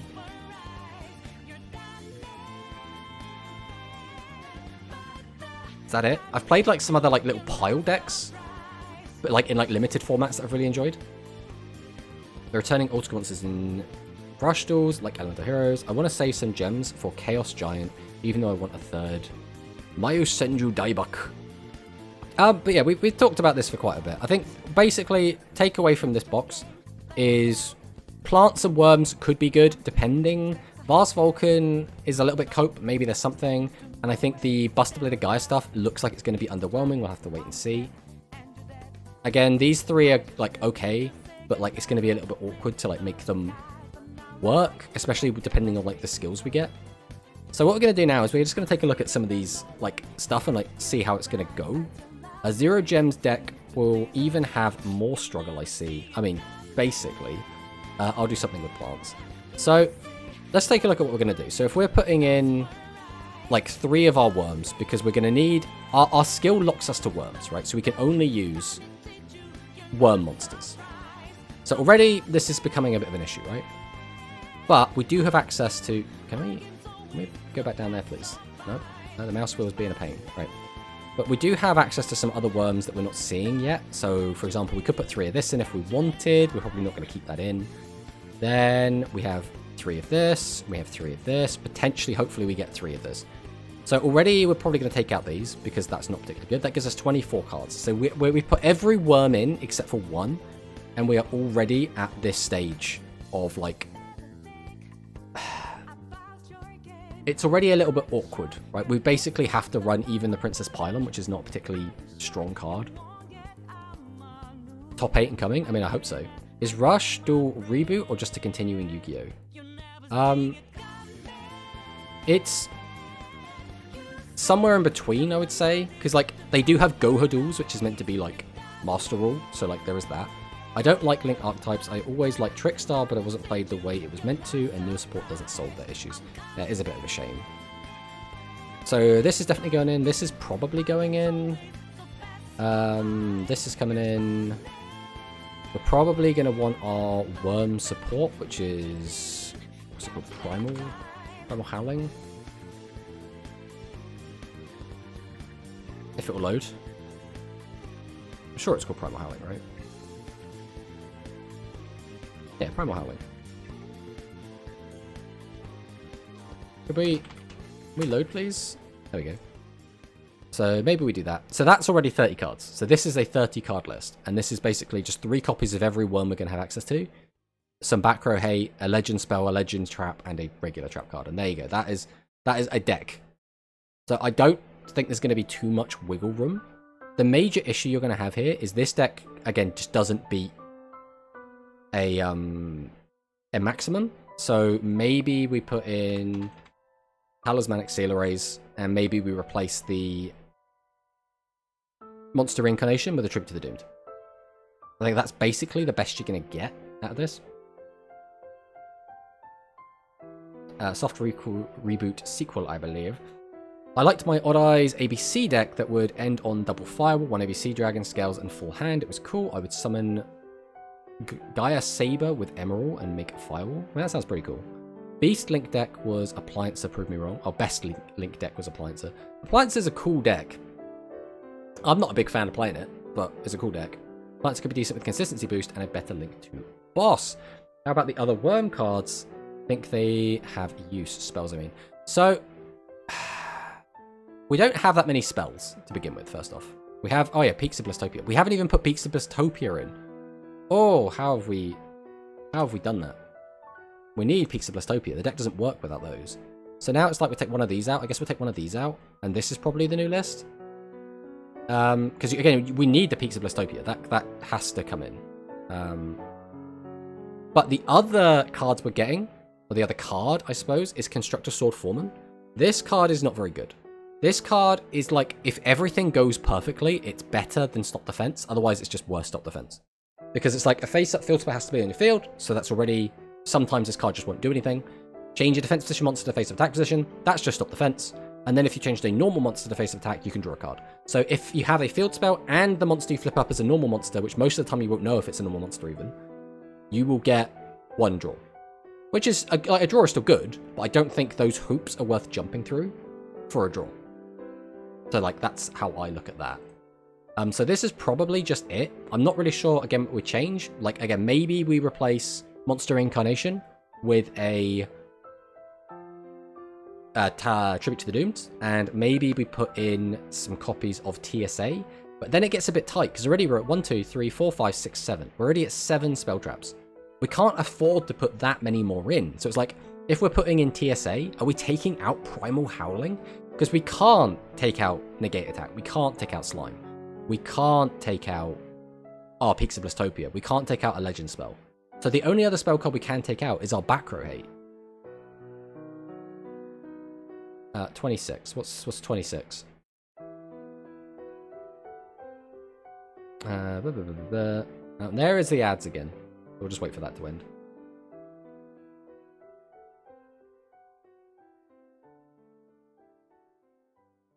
Ah, 26th. Right, tomorrow. Tomorrow. I'm on the same page now. We're getting there, we're getting there. But yeah, this is the list. I don't think there's much wriggle room. Because of the way the skill is, it locks us into worms. So because of, again, being locked into worms, you basically are just playing this monster lineup.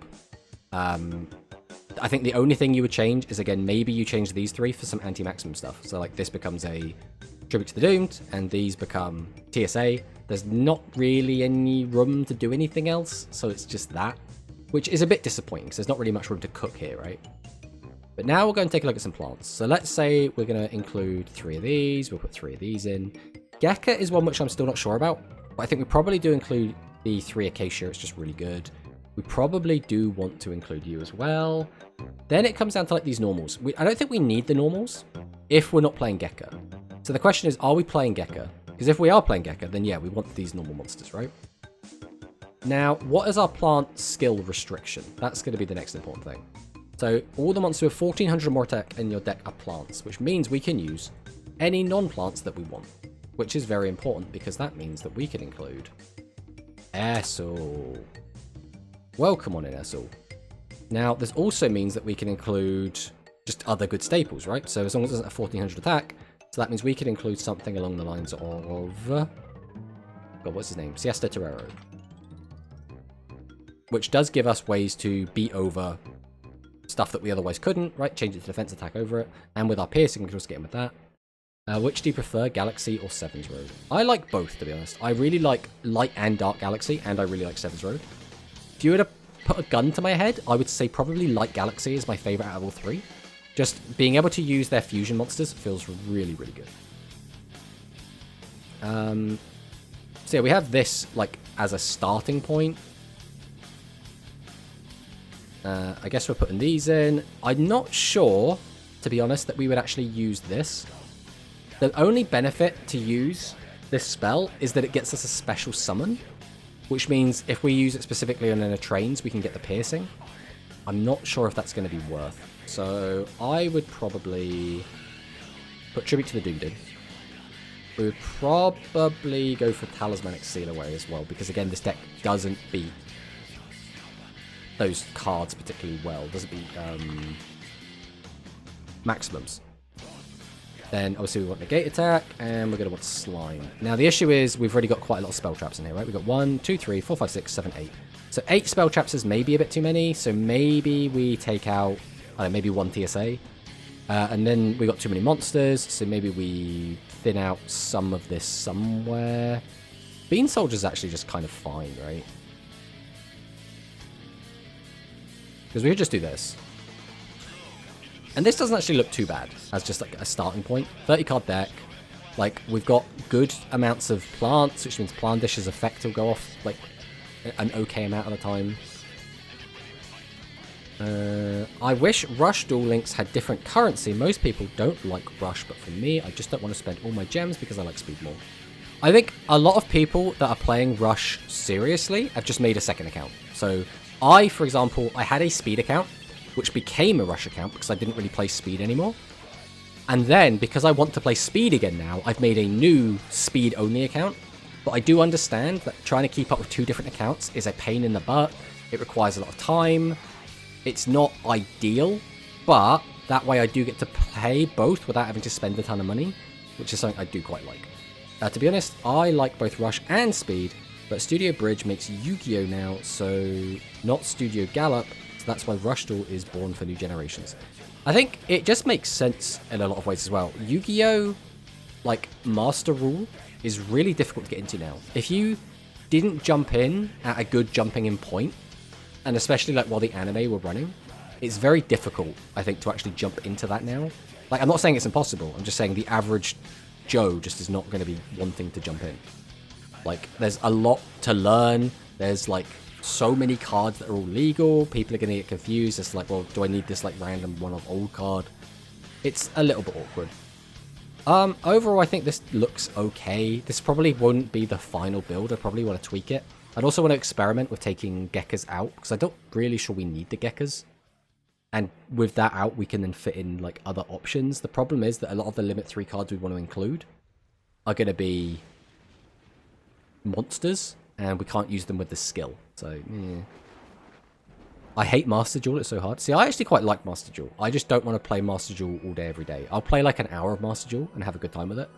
And then go from there. And then I'll like come back to it a couple days later. Alright, well now we've got some warrior cards to look at. So let's take a look at these. So the Swift Guy, I think I prefer 1 copy of this. So we can have access to, again, the Limit 3s elsewhere. But we'll have to wait and see where this actually ends up going. So we're going to want you. Is there... Because we're hard locked, right? Like, it's not even just warriors. It's like we literally can't play... No other monsters with 1300 or more attacks. So 1200 is the highest we can go to. Which is so awkward. It's so, so awkward. I mean, maybe we just put a third of this in, to be honest. I mean, we want this. We're almost certainly having to play this.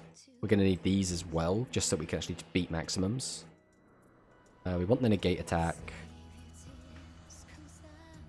Like this, we can put in the Avian Spell strategies, which again is 1, 2, 3, 4, 5, 6, 7. So that's kind of our spell and traps done, is the only other issue. Because we also have, is it strategy? No, tactics. What is that trap card called? Command? No. Ruler's Deadly Slash, that's what it's called. So what is the wording on this card? Can I not look at it? Thanks. So this is attack on your face at warrior monster, loses 400 attack. If it's a level 8, you can destroy spell trap. Well, it's not going to be a level 8 because all of our stuff is level 7, so that wouldn't work anyway. I started in September 2012, even then it was kind of hard to get into. Even though it wasn't that complex, I was just only 15 at the time. I just play casually for all 3. I prefer playing different decks that interest me. I mean, I basically did the same thing as well. 3 Essel. Essel is potentially going to be pretty good in here. Just because we have Piercing Samurai, that means we can potentially capitalize off it. So I think Essel is a good shout. And we're not locked into anything. That's not how you spell Essel. And obviously we need Buster Blader as well, who's still not made his way into the deck. So this is a 24 card deck already. And I think it's actually kind of difficult to like work out what else we want to put in. Because again, we can't play any other 1200 attacks. Warriors are awkward having back row removal as a trap card. We have our back row removal. It's right here. Look at him. He's great. Our avian spell strategy. I saw Zexal before 5Ds, or Zale. I don't know. Some people get funny about the pronunciations. I watched 5Ds as it aired, and I thought it was great. Actually, I gave Zexal like a 2-episode like go, and I really didn't like it. I thought that the main character Yuma just annoyed me so much that I didn't want to watch it. Warriors is awkward, having back row removal strike card, yeah. But we then have access to like just some of our other staple cards, right? I mean, if we just scroll down, we're probably going to want some sort of engine to get out some of these monsters if we're not actually playing the Swift Gaias. So that means we're playing either Zombie Engine or we're going to be playing like Karibots. I think 6 cards is the awkward part. I don't even know what else we'd want to put in here, to be honest. I think this is the hardest deck to build. Do they ever get their own spell removal in the future? It's literally just the avian spell strategy, and then the Ruler's Battle Slash. They don't really get anything beyond that. I'm disappointed of GX and 5Ds since they did not finish dubbing. Yeah, that is annoying. I do think that they should have finished those shows, but GX, I think especially, is a bit weird because Jaden ends up fighting Darkness, which is like a giant skeletal dude. And they were trying to like censor anything along those lines, so like, I think it would have been awkward for them. Doing more dubbed in Zexal, Arc V, and Vrains. I mean, yeah. I mean, Zombie Engine is kind of mid. Karibots are also kind of mid.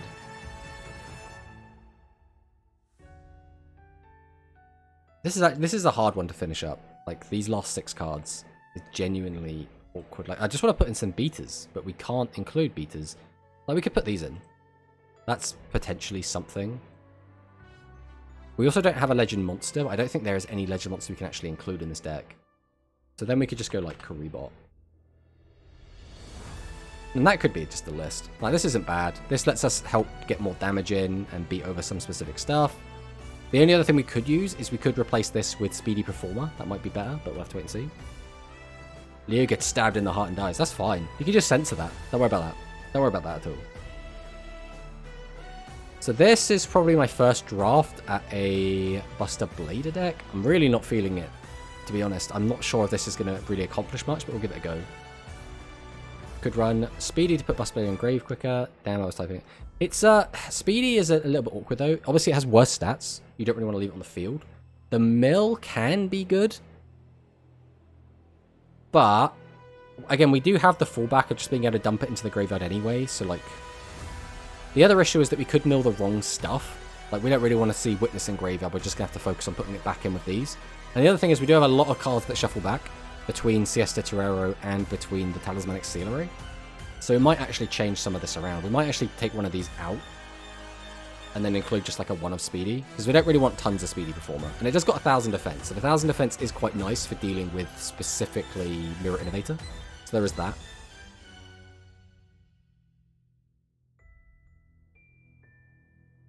I think Duel Monsters GX 5Ds are the only timeline that's connected to the original Yu-Gi-Oh! Timeline. Well, it depends how you think about it, Duke, because Arc V literally had them hopping around different dimensions, where GX and Duel Monsters is presumably the same dimension. Arc V is in its own thing.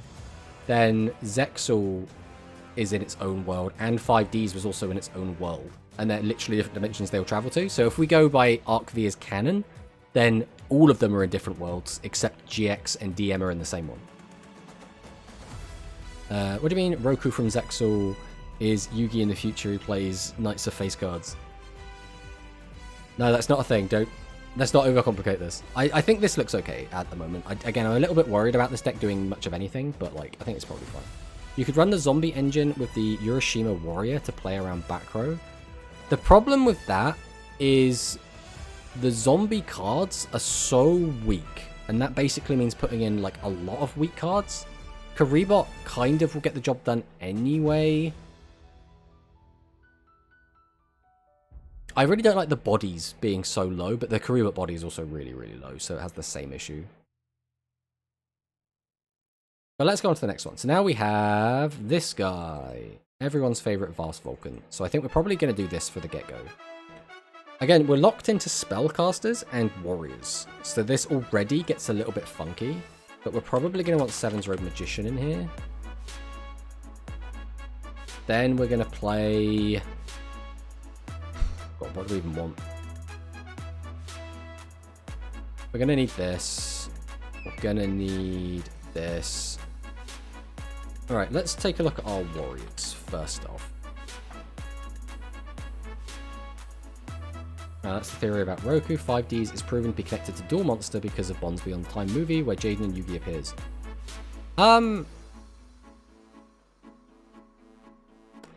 But I guess the question then becomes, what happened in Arc V then? Because they treat them as two different separate dimensions. So like, and since that's more recent, I would assume that Arc V would be canon. Unless they were all one place and then they all got divided because of Arc V. In which case, everything is in the same universe. So either everything is in the same back when they were like the standard universe and they were all one. Or they've always been separate, right? It's one or t'other. I mean, Yusei went to Yugi and Jaden with Crimson Dragon. It could be interdimensional travel and not time travel. It could be anything. Also, we are also trying to like break down the Yu-Gi-Oh timeline and multiverse, which is already probably a seemingly impossible task. Pegasus is dead in 5Ds though, but everyone should be dead in 5Ds if it's that far in the future. I mean, these are probably fine to include. It can only really boost itself, but getting like that little bit of piercing damage is still pretty good. Don't think we'd need Siesta Torero in here, to be honest.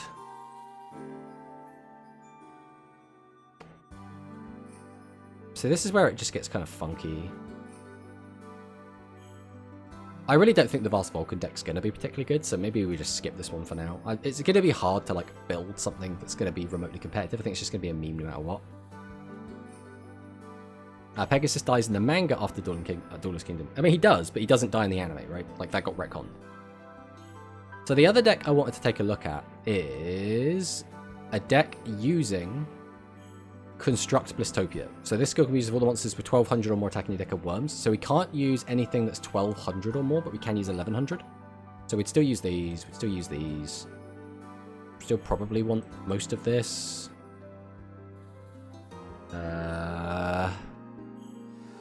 What else do we want? We'll need you. We won't need you, which is already something that's quite nice. The thing is, at what point... Because we need the normals to bring back with Build Dragon.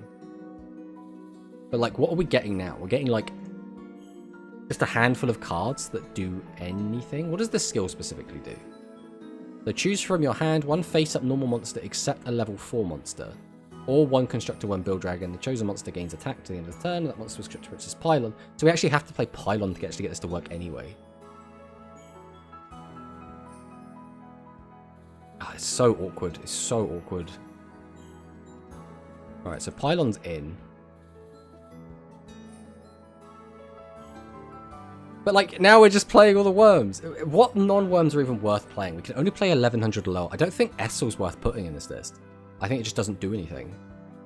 What does that even leave? Like, different engines to just get summons out easier? It's very, very awkward. It's very awkward. Anime is different, bruh. All the dual monsters, characters, and Kaiba is dead. Wait, do we even see Pegasus in DM after Duelist Kingdom? He was in the movie! And then you see him in GX, which is, you know, seemingly canonically following DM.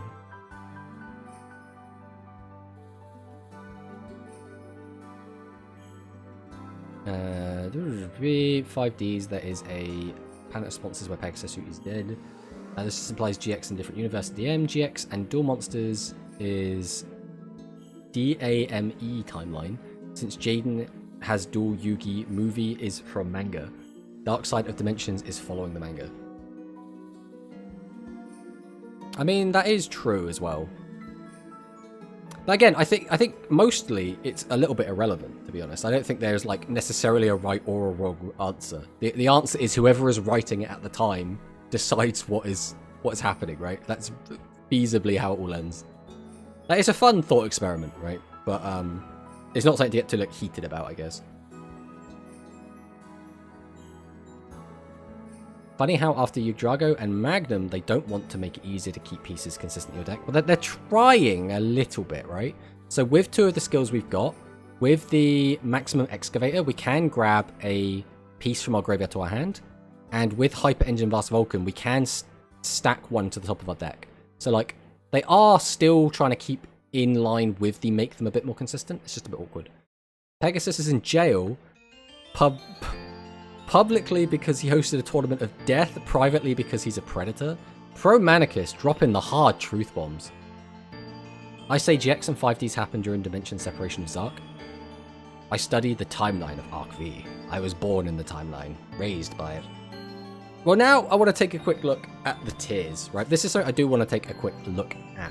I do think, again, this has all been messed around a bit. I think this clearly is now up here. This is probably up here. This is now probably something like here, which just makes that, this just hurts my soul that he's down here now. This can go away. This can probably just go away. This can stay, I think. How about the rest of this? I think this probably gets bumped up. This looks fine. We probably don't need this center here anymore either, because this is now just the same deck. I think as is for the current format, this looks... Maybe we bump this down a bit.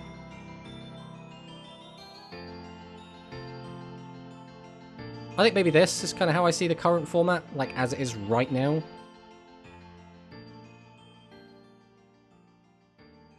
It was explained by Dylan from Yu-Gi-Oh! Everything. One thing I will say is, as like a very small YouTuber who is not big by any stretch, I would just say as well, just don't put everything YouTubers say like on a pedestal. They're just regular people. Now again, these people might have done a lot of research, and a lot of the time when you do make content like that, it's for fun. It's less about, it's like making a tier list, right? Making a tier list, ideally you want it to be as accurate as possible, but at the same time it's just a bit of fun. You can disagree with the tier list, right, and it'll be fine. I'm yet to beat Blue Eyes unless the player is a literal beginner. I mean, Blue Eyes can be a strong deck. It's just, I think, weaker than a lot of these other decks. But this is kind of how I see the format as is. And now I'm just going to kind of go over, like, some of the new stuff and see where we think maybe that's going to appear. Worms, I think, is going to be somewhere, like, here, realistically. Like, with this first wave. Worms are going to be able to bully some decks. But, like, I don't realistically think Worm is going to outperform Aggro or Blue Eyes. That's kind of where like I'm leaning initially. It's just a theory, an anime theory. All characters that returns from Arc V, just in different timelines, like you say, Manga. But I mean, the other thing is that you could look at it as all of Arc V is entirely its own thing, right? Like, if you think about parallel world theory, theoretically, there are infinite number of parallel universes with only slight changes. So just because you see a character, like for example Crow and Jack Atlas, are in the 5Ds world, right? That doesn't mean they're the only Crow and Jack Atlas in the multiverse. Chances are there's an infinite number of them. So you could make any argument at all to say that they're all on their own things or they're all in their own places, right? They had their own stories, and that was a manga where you say traveling in multiverse. I think that's it. As soon as you get into multiverse, it gets... suddenly the possibilities are infinite, and therefore everything starts to matter less, right? Then return to his own timeline. Right, where are we going with this? I think this is going to be like down here. Realistically, I'm not going to like write this off, but like maybe there's something we can do with this, but I really think this is a bit of a meme. I'm not sure Vulcan's going to do much. Invalid tier list, there is no beatdown. It's here, it's just, you know, it's down here somewhere. This is beatdown. Don't worry about it. Remember people used Spice for beatdown? Arc's 5Ds characters didn't use their Signer Dragons, so they're not the original 5Ds versions. I mean, that's a possibility. I think all theories are valid, right?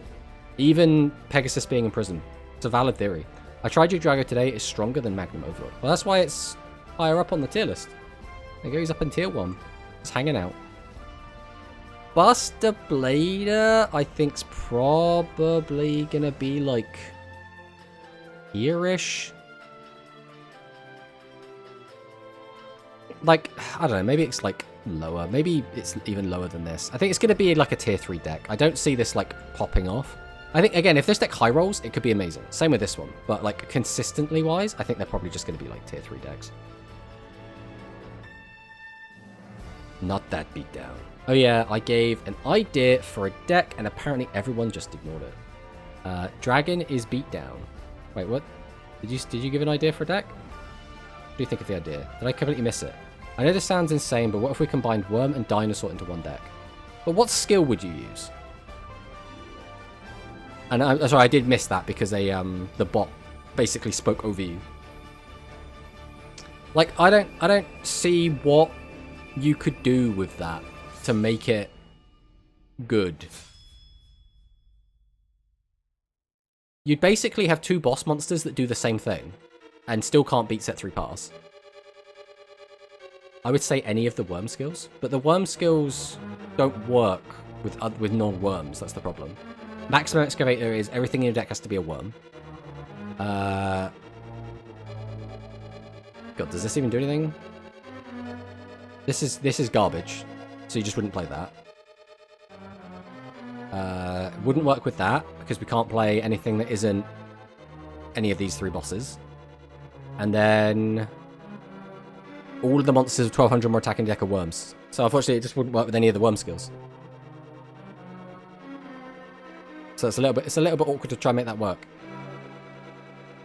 And you could use like this or something, but like I don't think this helps out much. Just have 1 copy of each in your deck.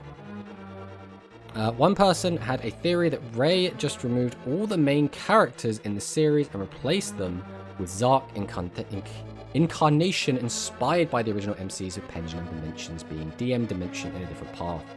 Last time I saw Yuga in Rush Duels, Yuhi uses Monster Reborn and saw Yuga's memories in the new storyline says the MC of Go Rush, beware of the Odos.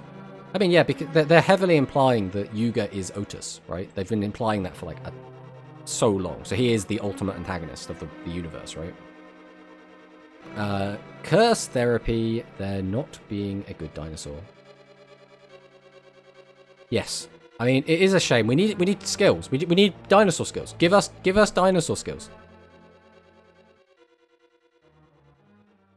What's next? I guess it's the last one as well. It's just going to be the plants. I think plants.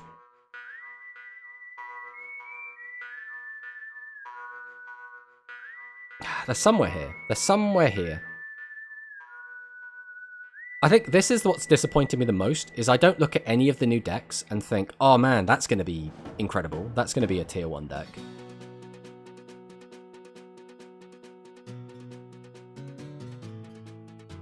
I mean, do I think it's better than Blue Eyes? Maybe? Like, maybe we bump these up a little bit?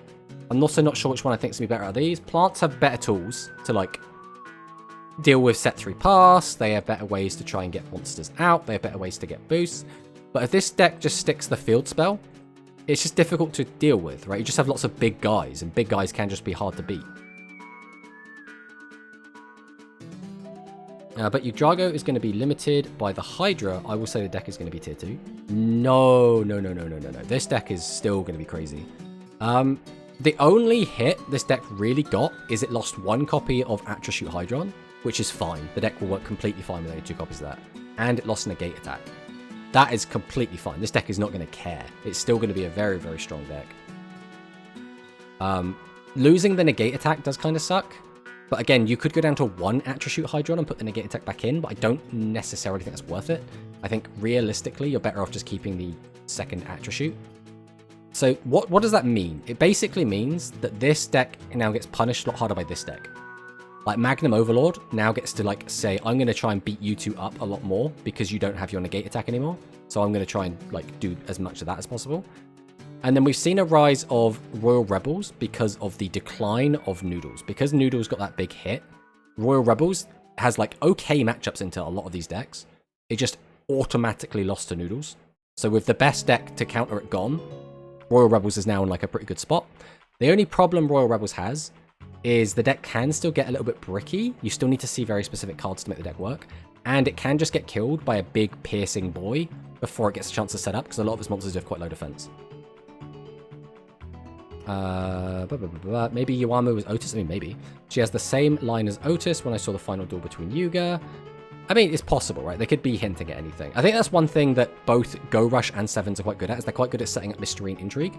I mean, just look at the great... was it the King of Terror? The Luke? And they had the whole, like, he's freezing people, and people couldn't work out why it was. And that went on for, like, several episodes of him just being this, built up as this, like, kind of almost scary guy. And then it was like, oh, no, it was just manga, don't worry about it. Now, Blue Eyes is best.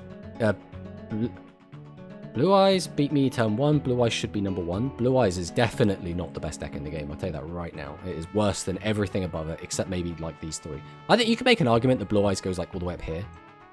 I think aggro is better, though, in a lot of ways. Okay, you get as Otis would make sense, since they did say he creates Seven's Road. Yeah, I mean, it would. Damn, I can't get any Maya 2 any more hot copies of Attribute Hydron.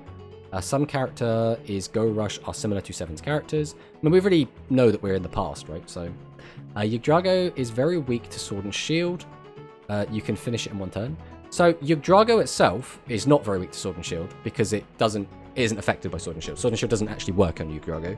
If you're talking about the Cyberse deck in general, yes, Cyberse is very weak to Sword and Shield. But how many people are going to be playing Sword and Shield when it's not actually very good against machines? It's not super good into this deck. It's pretty good into this deck.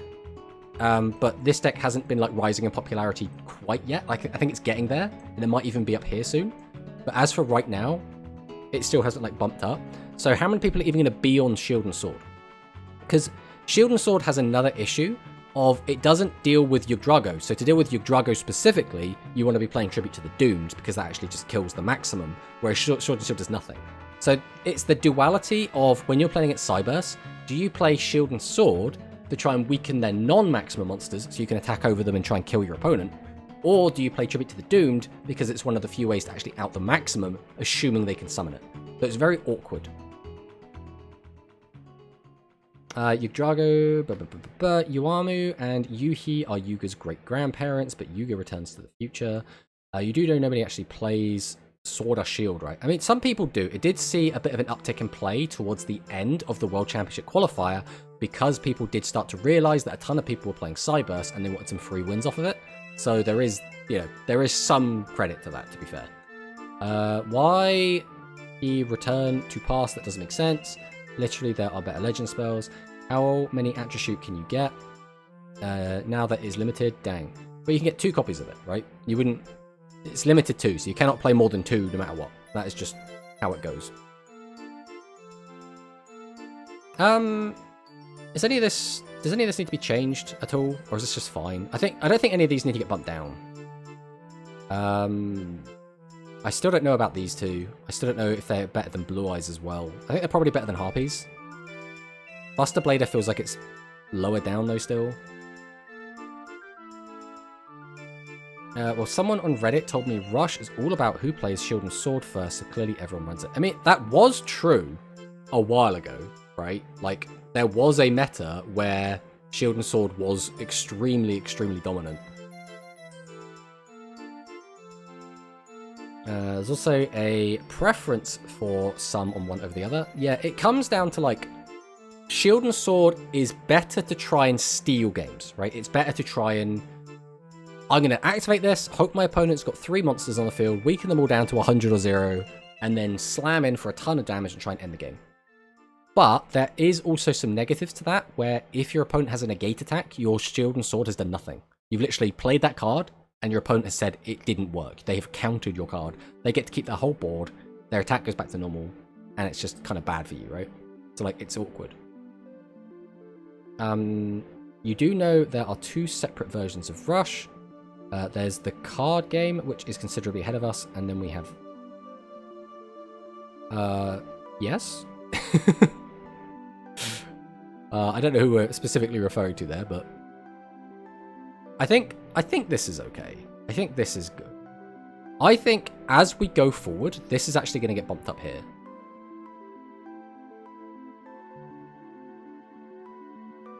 I don't think any other deck really reaches Overlord level. So the problem is this tier list looks ugly because it's like tier 2 is so small. But I genuinely think this is the only tier 2 deck right now.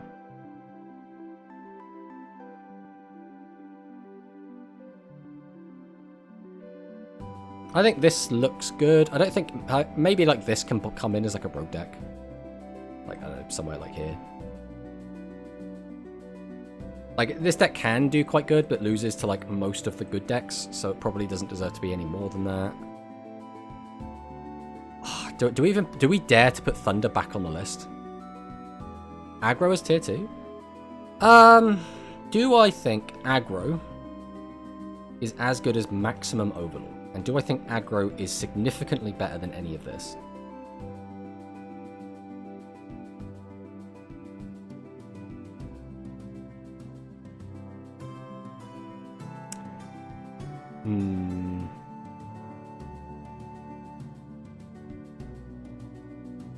I think there is argument for it. But it's like... I think arguably this is like here. It's like in between the two tiers. I think you could put it in either and it would be kind of correct. So I guess we will bump it up for now. Just because like having a solo tier 2 feels weird. Would you like to try Nail's Fusion Monster Tomato when they release? Magnum sucks now. It's weak. Yugdrago is better. Again, first off, Magnum Overlord is fine. It just got indirectly buffed. So this deck is actually doing quite well. Second off, it's in tier 2. Below tier 1 Yugdrago. So no matter how much you keep saying it's better, we all know that. It's reflected in the tier list that you can see in front of you. Magnum Overlord is genuinely still a scary card. This card can still just win games. It's very, very strong. And again, with a lot of the changes we just had, the deck that hard countered this, again, was the Noodle deck. And that's just been neutered into the ground. Which means this deck just got... again, an indirect buff, and these two just got nerfed to take out the card that protects them from this deck, which makes it even better. Fire Dragon is tier 3? You think this is tier 3? I assume that's going with the new skill change, right? Where it's gaining the ability to take the back row hate again. I don't think it's that great, personally. My problem with this deck is, it's just this deck, but worse. So, like, I don't rate it super highly.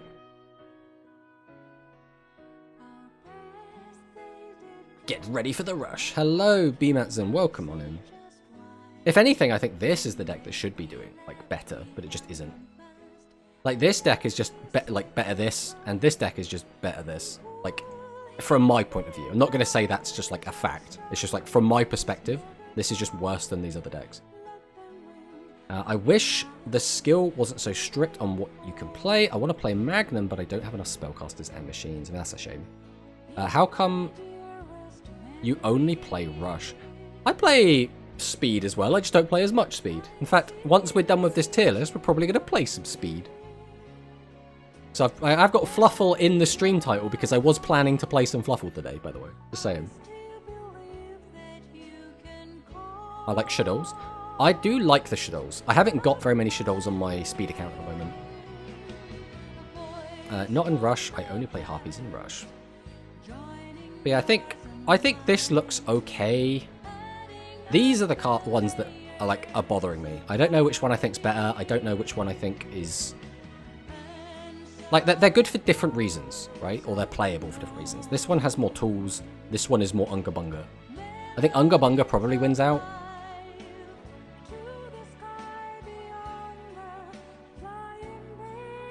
Worms aren't bad, I think. Machines are still good.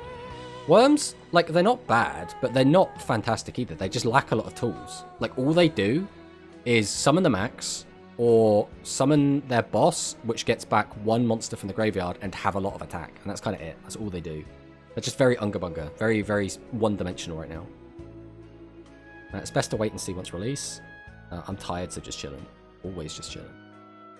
Yeah, I think we're quite happy with this. So one other thing I did want to do is just take a quick look at the Rush physical meta, so people can actually just have a little look at what's actually winning tournaments right now. So we've got Magnet Warriors. Most of you should recognize some of these Magnet Warriors, since they are just standard, you know, master rule cards. And with some Rush specifics, we also have like Rise of the Storm Monarch, which I know some of you probably won't know is a legend card in Rush Duel, as well as Pot of Greed, Torrential Tribute, probably recognize some of these. But this is a very strong deck. The Magnet Warriors are very, very good in Rush Duel, and they're actually very, very fun to play. One of my favorite decks. Then we've got the Harpies. So again, some people are saying Harpies are starting to fall off in Physical Rush, but no, they're doing good. As you can see, we have 3 copies of most of the Maxima pieces. We don't have 3 copies of this piece, though. Which again, Harpies don't need to like maximum summon to do very well. Warrior was Warrior Returning Alive a bundle helpful at all? I don't think so, personally. I don't think it's going to do that great. We'll have to wait and see.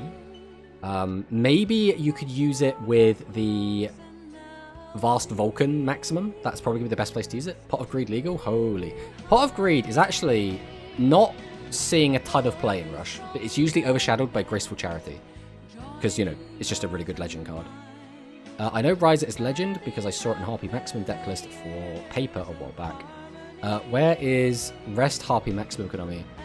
Yeah, it's this right there. You just need to just take it from the physical game. But then we've also got some Execute. We've got some other really good Harpy cards. We've got Harpy Lady 1, Harpy Lady 2, Harpy Lady 3. These are all cards that we could get at any time into Duel Links, which could be really cool.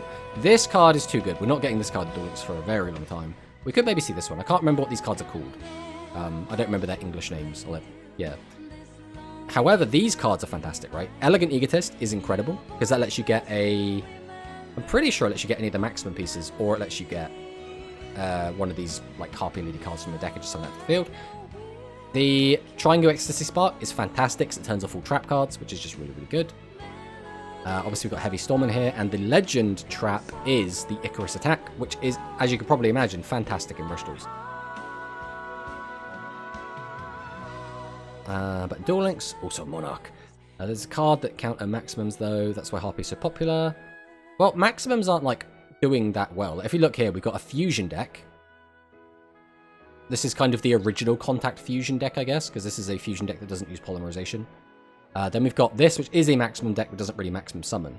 Then if we go down to the next deck, this is a Reptile deck. This is Secret Investigators, kind of. It doesn't really have any of the Secret Investigator boss monsters, but it's a Secret Investigator engine. So this is, again, not a maximum deck. This isn't even a Fusion deck. This is just a straight-up deck.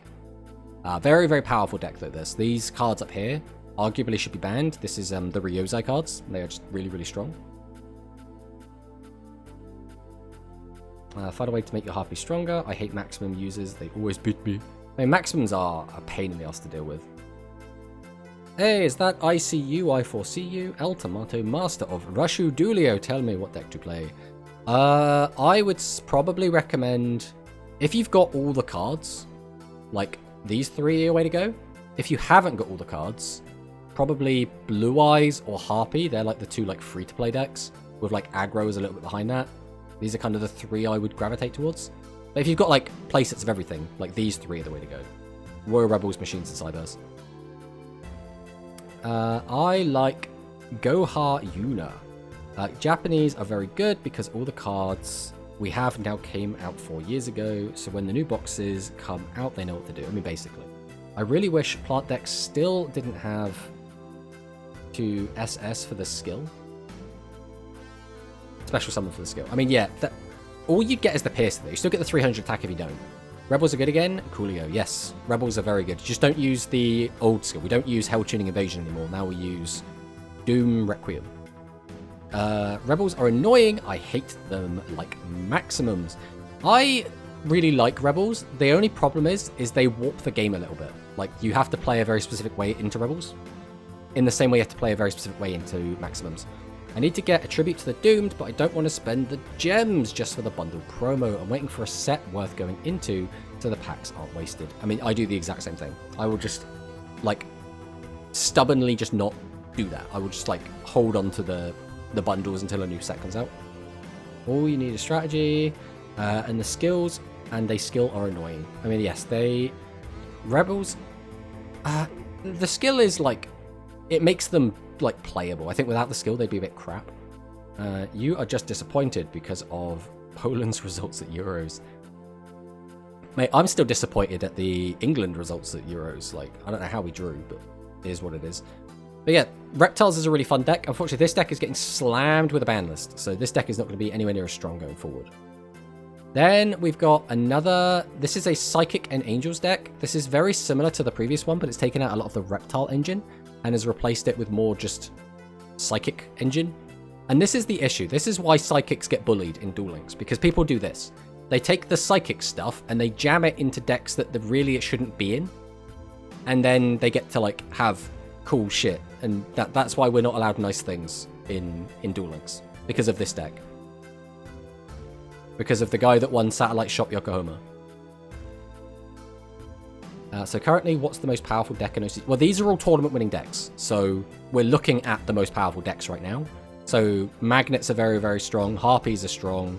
Reptiles are strong. The kind of Ryozai engine is very, very strong. This is like a Ship of the Seven Treasures engine, which all revolves around level 7 monsters with 2700 defense. Yeah, so basically any of these. Bully the Psychics more. Hello, well, welcome on in. And welcome in, Ari. Welcome, welcome. Those three... Isn't his survey, dude?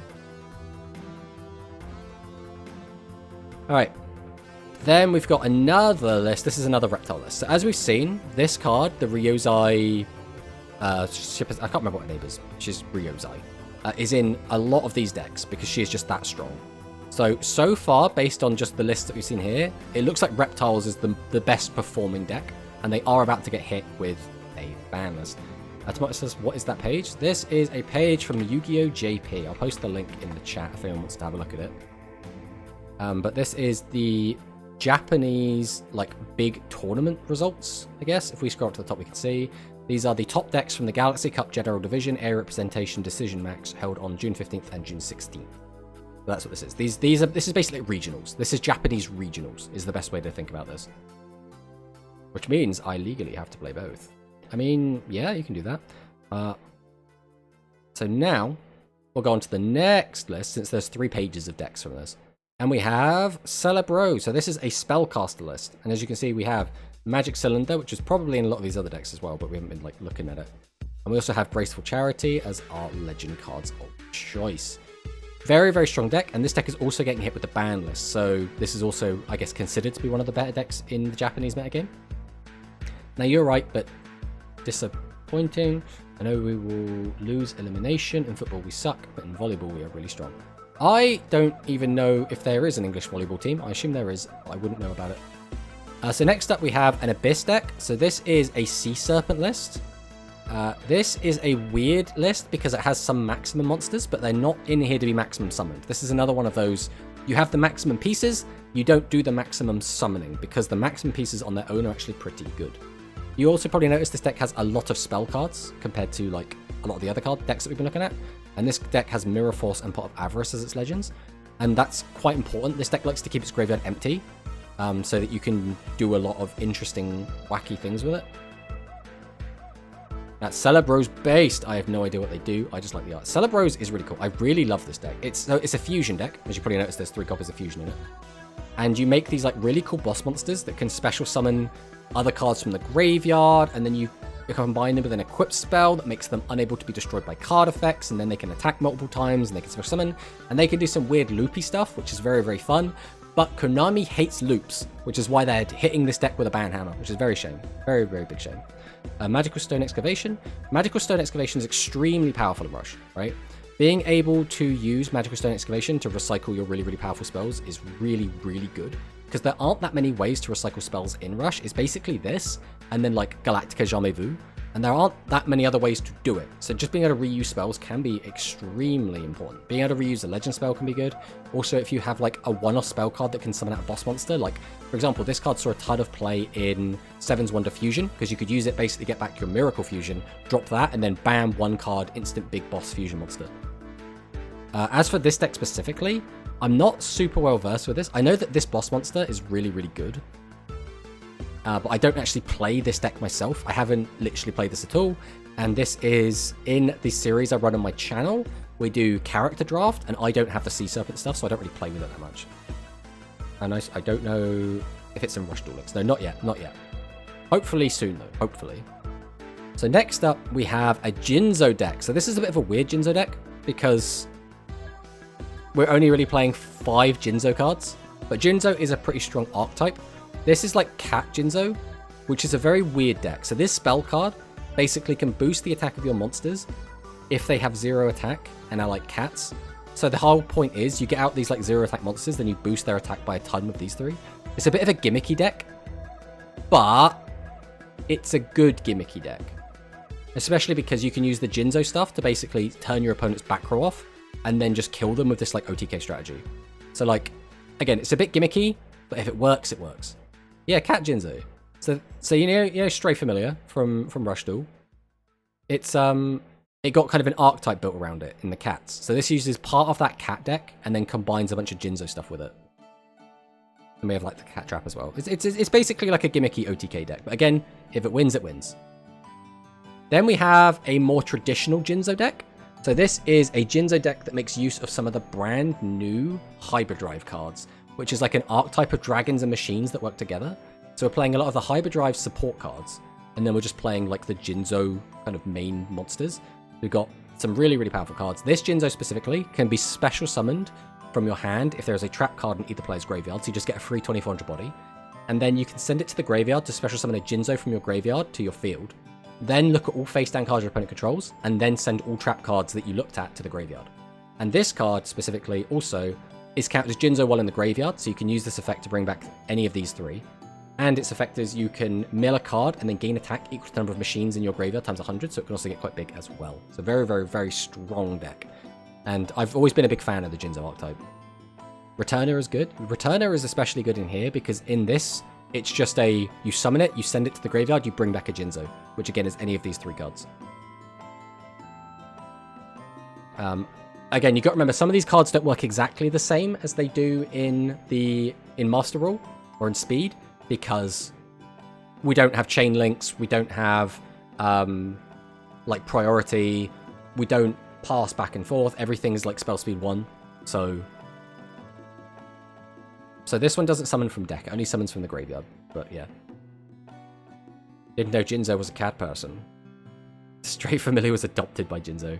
I see the anime Red Eyes Cat, Blue Eyes Cat, and Odd Eyes. Just can't believe. It's a shame as well that we haven't got this, because those cards, if we're going like chronologically in either the card release schedule or the anime release schedule, following either of those, the cats would be out by now. They're not very good, right? Cats get a Go Rush like retrain that is actually decent, but the first wave of cat support is garbage.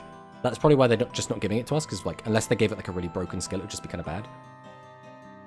What's the next deck? We have, it's Reptiles again. So again, one of my favorite decks is the old Reptile deck, and it's, again, this deck is about to get hit by the ban hammer, so this deck's going to be a lot weaker in the future. But, you know, that exists. And then, finally, we have the last page, another Jinzo deck, and would you look who it is? It's Mirror Innovator, still seeing play, like 4 years after it came out. There he is, just vibing in the list. And this card is probably the most frustrating card in the physical game right now. Magic Cylinder is just so annoying. Like, it just ends games. So, like, it makes a lot of emphasis on being able to pop back row. It's almost like Negate Attack now, right? You just need to get rid of it.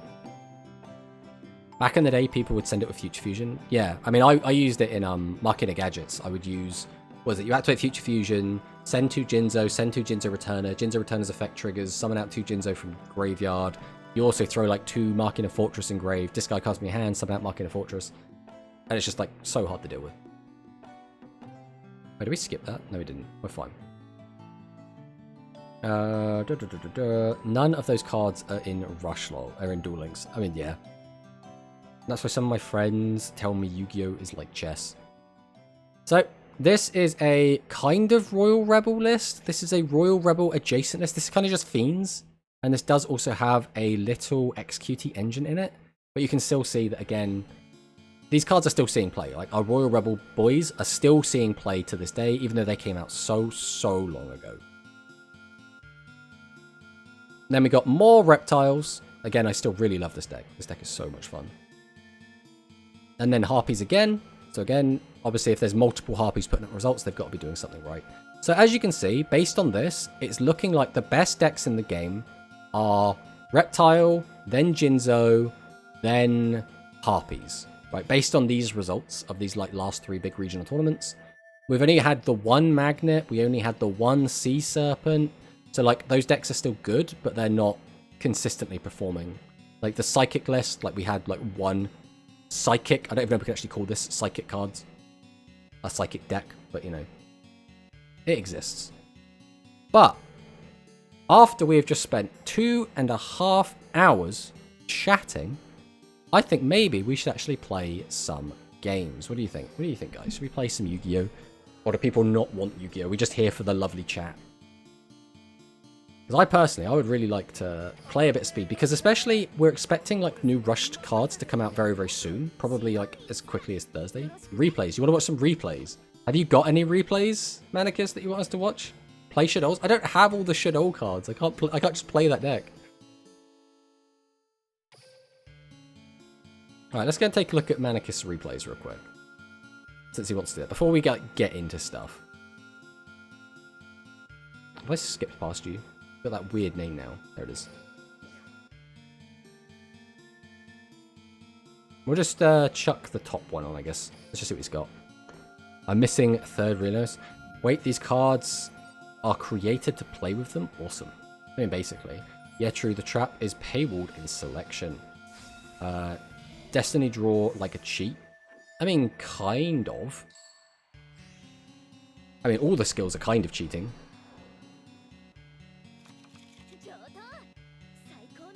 Alright, let's take a look at Manicust's replay. Oh, we should probably as well turn some of this off. So we can actually watch the game. I mean, we'll watch this though. We're quite happy to see this animation. Did you see Fleur, Dex tier 2? I think that's a bit weird. Like, why would it... Because Fleur is just, like, doing so much right now, right? Are we really watching a psychic mirror? How has this happened? How have you both found psychic list? Like, the two, like, only psychic players playing against each other. Based on the rating, Roman is currently the best FMC duelist in the entire Yu-Gi-Oh! And that's not surprising. Giftarist, gets a big boost. Start clearing. Go for the jump start. Take back the candy, gain 1,000 life. So we've intentionally kept those 2 cards in hand. So they could be both tribute monsters. Could be 1 tribute and a normal summon. Could be a lot of back row.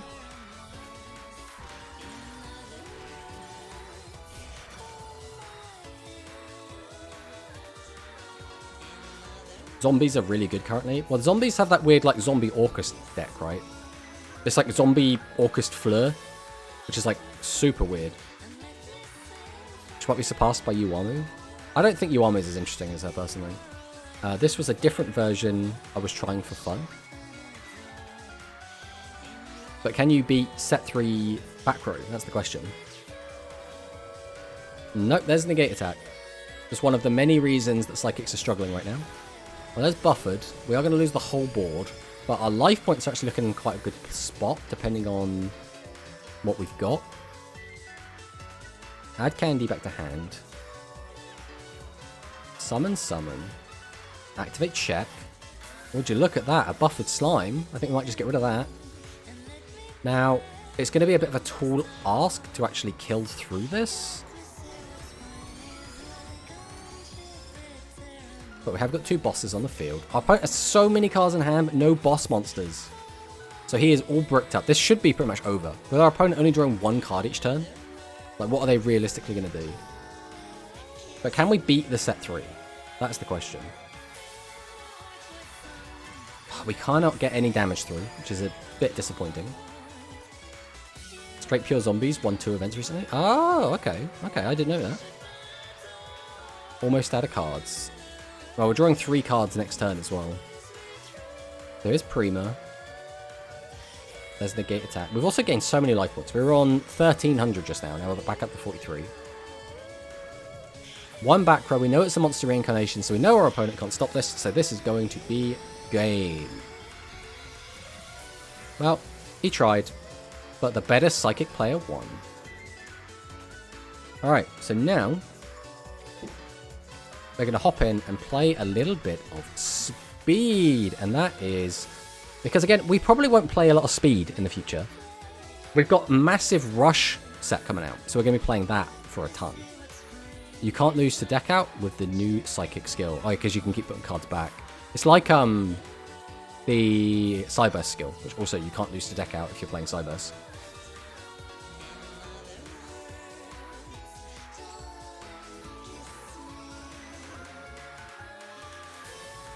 Salamandra and Phoenix. Oh, it's this one. Oh, I don't know how to play against this deck, you know. We're just going to have to just do what we can. Right, we'll go Bear. We'll flip over Vendor. Activate Vendor. Send this. Oh, that is a really crap mill. Well, we'll just do what we can. So we'll summon out Wings. Activate Nightmare. Target Wings. Send Harp. Activate Harp.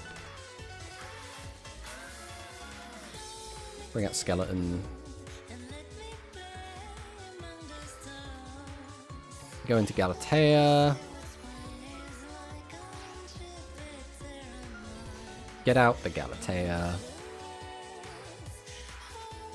There's no real reason to hold off on. I guess there is, in a weird way. So we'll hold on that for now. We'll go Fluffle Wings.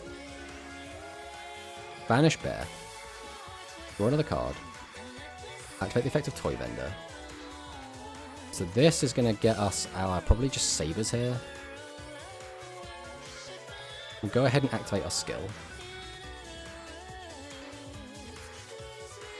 Send.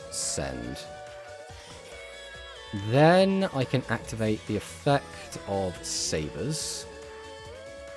We'll put this back, get this out. Then I'm going to activate Galatea here. We'll put this back into the deck.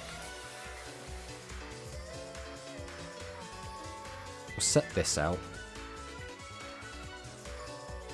Then we'll go into Decode Talker.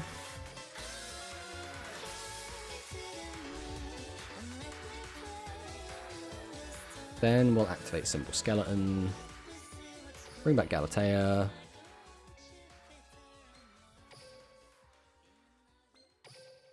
Then we'll just overlay into Ding. We have to reattach this, and unfortunately that's all we can really do. Because unfortunately our Babble is in the graveyard because of an unfortunate hit off of a Toy Vendor. So that's not looking great. It's not looking great. Let's see what we can do. My mouse wheel would behave. Blue Eyes and Zombies are good right now too. You can't lose this deck. Remember this deck. Can you believe it? You should have milled Butterfly. Oh, we can only mill draw. I don't know how to play against this deck. Me and Speed after too many rush games nowadays.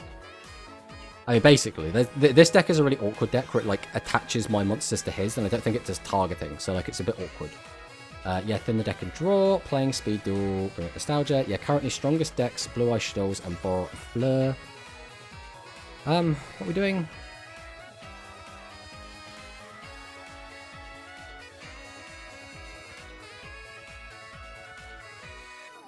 This one, right?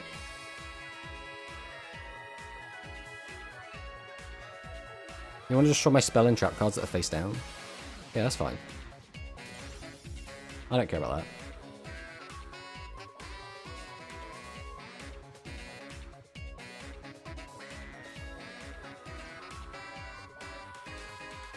I don't know how to play versus Infernoble. I know roughly what they do, but it's not a popular deck. I'm the same way. I'm too lazy to read all equips, so I just play random stuff. Me when I play Master Duel. In Speed Duel, Blue Eyes is too OP with the new skill. Tries to destroy back row, I think. But I really need to just read faster. That's my issue. And that's both in Yu-Gi-Oh! And in streaming. Blue Eyes surprisingly hasn't topped in a while. If I ever decide to pick up that game, I'm just ready to get absolutely meaned on for the first 20 to 30 games. I mean, that's just part of learning, right? Shadows is definitely creeping up to tier 2. Now agents are dead. I mean, that's just going to happen, right? As, like, specific counters get taken out of the meta, different decks will creep up. We've seen that in Rush as well, with Overlord and with Royal Rebels. With the death of Noodles! Rest in peace. Mate's running out of cards, but I know a lot of his cards do just, like, get cards back from the graveyard. But this one can send itself to the graveyard.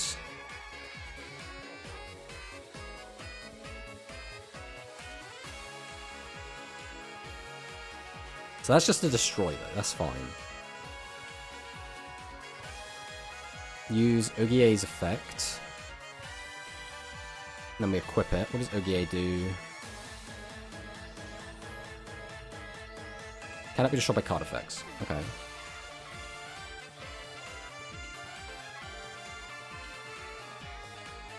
So that's just a tutor.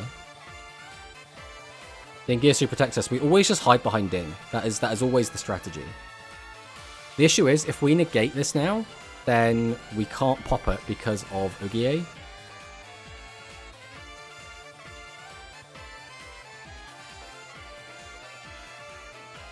Battle phase.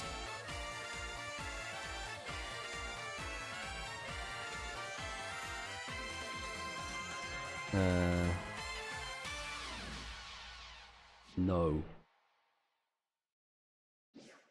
Yes. Detach.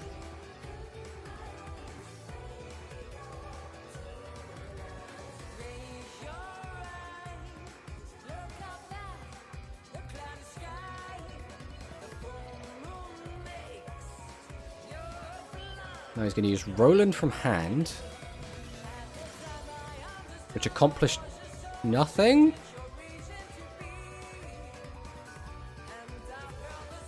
You can use Roland's effect, add a Fire Warrior monster or Infinite Knight Roland, quick swap from your deck to your hand.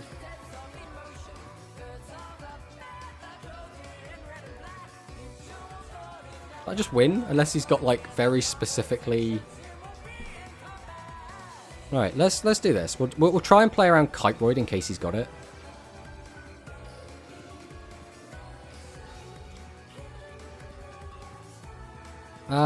That's funny.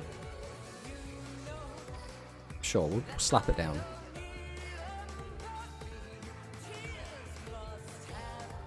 What else do we have?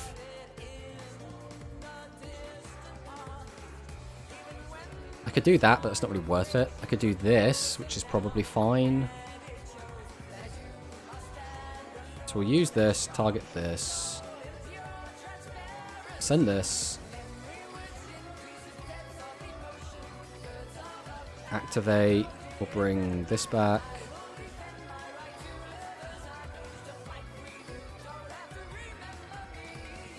We'll go one, we'll go... Oh, because he's in the way. That's annoying. Is keeping him in the field better? Probably. I kind of want to do this, though. I just think this is funnier. So we go Ding. I kind of want to do that, but I don't think it's worth it. So we will just activate the Frightful Fusion here. We'll go one, we'll go two. Bring back Wolf. Then we'll activate Symbol Skeleton. Bring back Ding again. Reattach the skeleton. To battle! There was no Kiteroid. Go Saber for game, attack 5 times. Play through double kite. Yeah, we basically did that. They sometimes play Battling Boxer Veil. So I did not know that. That would have completely caught me off guard. Not big enough, so we win, boys. He didn't play Boxer, so yeah. we have Butterfly in graveyard? Are we talking... Is Butterfly wings? Is that what we're saying is Butterfly? I keep getting confused whenever you say Butterfly. Right, let's go in again. Let's get another game going.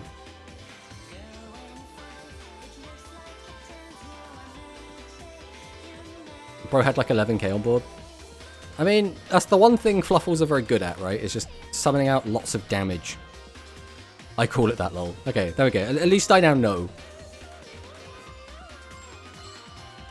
Hey, we're on a rank up. That'd be nice. If we somehow manage to win. Life point boost alpha. That fills me with dread. What could that mean? Right, I think we always start off with Edge and Persist.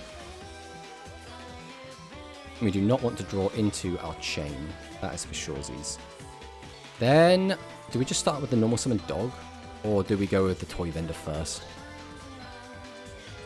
No matter how we do this, we need to get this in the graveyard. So I think we do summon dog. We'll summon dog first. Activate the effect.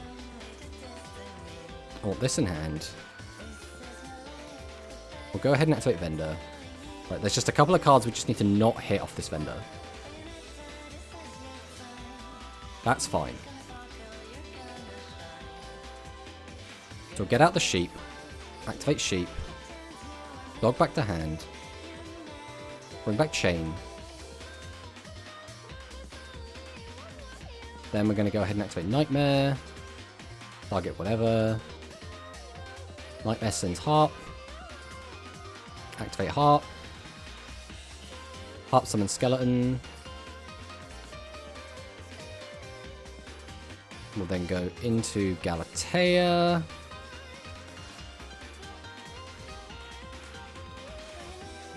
Use the effect of Chain. This gets me to Frightfur Fusion. Activate Galatea. Put back the Nightmare. Set the Babel. Go into Decode.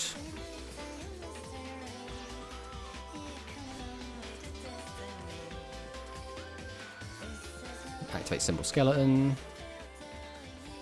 Bring back Galatea. Overlay into Ding.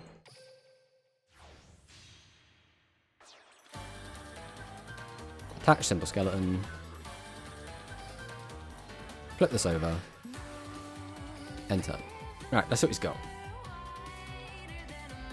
Yeah, I forgot you banished it last turn. I remember when this came out, I was OTKing everyone for days. He has only 2 cards in the extra deck. It shouldn't be hard, but you never know. The problem is that he's playing...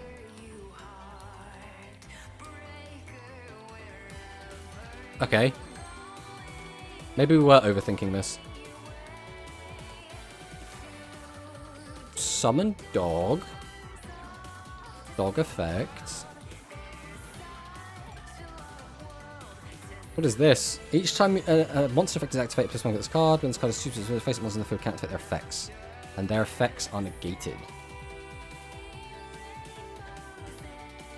Wait a minute, doesn't that just mean I like win?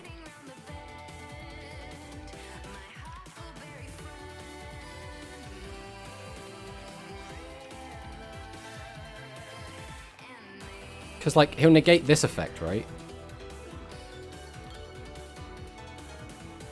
Let me read this again. Each time a monster effect is activated, place a spell, cuts card. When this card is basic monsters on the field cannot activate their effects, and their effects are negated. Okay, so I just win. Like, can't I even just summon and then still just win? Like, he negates my guys, then what? Then I still just win, because he loses his effect to not be able to be destroyed by battle. Oh, fuck, we'll just get a battle. We'll swing with this. Because again, if he has a Kiteroid, he does get to, like, live anyway. But, like, even if I negated everything, I'm pretty sure it's still fine. Like, I still just win. He could have Kiteroid. Yeah, that was it. He could have had Kiteroid, which is why I was like, maybe I should keep going. But I was just like, I don't know. I don't even know how someone like that... Like, don't get me wrong. Gold is not, like, a high rank.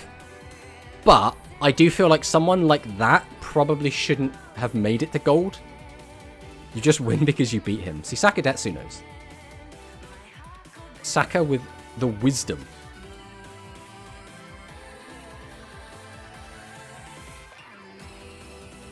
Well, it's looking like this game might not be starting. Right, let's go again. It's always a shame, because we do have new Fluffle cards coming out. So far we only know we're getting one Fluffle Trap, but we are getting the new skill. So I do want to play some more speed in the future. Obviously, we have a new Rush set coming out as well, so I'm like, well, I've got to play all the Rush. There's no thought process in deck building pre-Legend mode. So back, last time I was doing this grind and I got to gold, it was basically Dark Magician and Blue Eyes just everywhere. It was just those decks, just again and again and again and again. This time when we're climbing, gold seems to be complete garbage, where everyone is playing just random ass crap and doesn't actually have a real deck. Alright, let's go Orchestrate Return. This hand is so bad. We're not going to have a discard is the issue. This doesn't do anything. This also doesn't actually do anything, so I think we just take wings. The only way this works is if we specifically hit... But like we still don't even have a Fluffle, do we? Yeah, so I now need to hit a Fluffle off this. That has potential though. So now we can go Heart. Oh god, what has he got?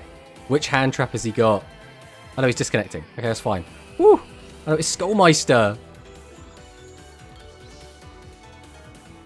See, now that's created a bit of an issue for us.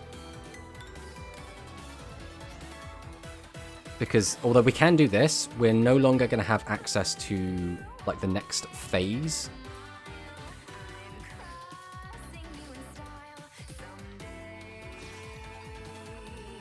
We also have nothing to do with Galatea. I could put this back into the deck, but like, it doesn't actually accomplish anything.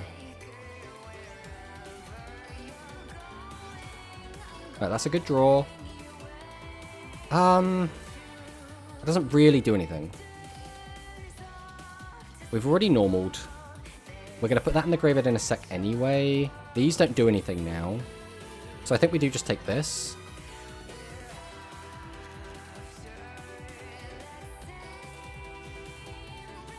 We'll go Edge and Persist. Send this and this. Then I'm going to activate you. We'll put you back. Summon you out. Then I'm going to activate you. Put you back. Grab out the Babel. And flip this over. This is the issue though, because like we can go into another body, but then we don't have access to the skeleton to like do anything relevant. So I think we'd probably just make Ding. Just Ding pass.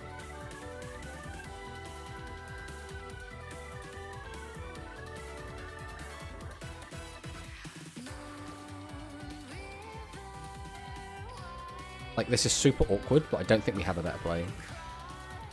Do we play the Anti-Destruction Fusion? No, we do not. Yeah, I'll just send a card my opponent draws to the graveyard. Haha! Be gone! We have one material, which is not ideal, but like that's the best we got here, I think.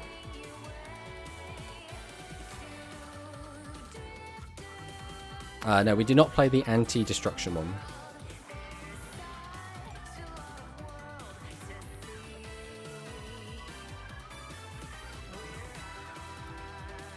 We still managed to get to a Ding, which is something. It's not great, but it's something.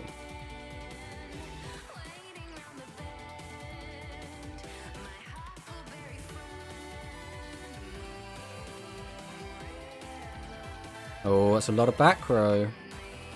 You might not have anything proactive to do then.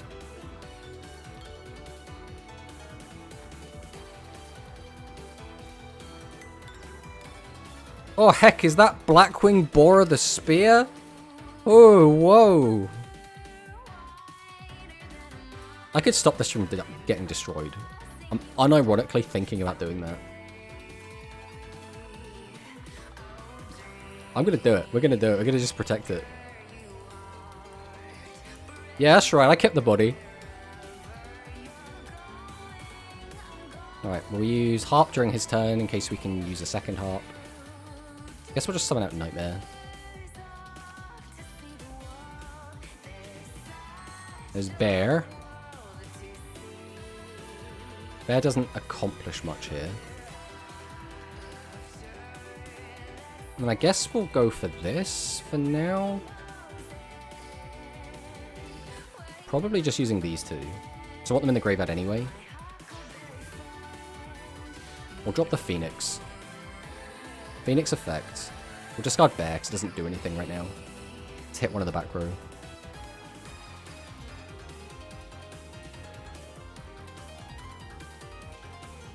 Oh, heck, is that compulsory evacuation device? Now, does he want the 2 link, or does he want that? I mean, that doesn't really change anything, so we'll just let that go. Now we're going to normal summon Dog. Dog effect.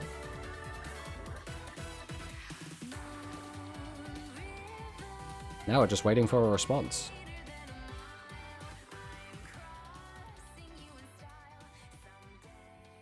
With the new Fright Fire skill, but the part where you equip isn't good because no one gonna play Bear. I think people will play Bear though, right? Now, is enough people gonna play? I think it's a weird one because you have all this room because you won't need. I mean, we'll just take this because you're not gonna need a lot of the other cards. Do I use this? I don't need the body. Unless I just go for like a Link 3. Oh, screw it, let's go for it. Throw that in. Bring this out. Let's go for this, into this. Let's make the boy. Then we're going to activate the Fright Fire Fusion. We'll make this. Using this.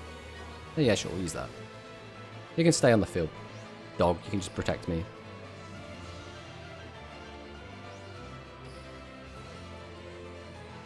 We'll hit that. We'll hit that. No, we're just gonna go battle. We have like way more damage we could put on the board. I don't really see a point. We know he hasn't got anything. So we will just end him.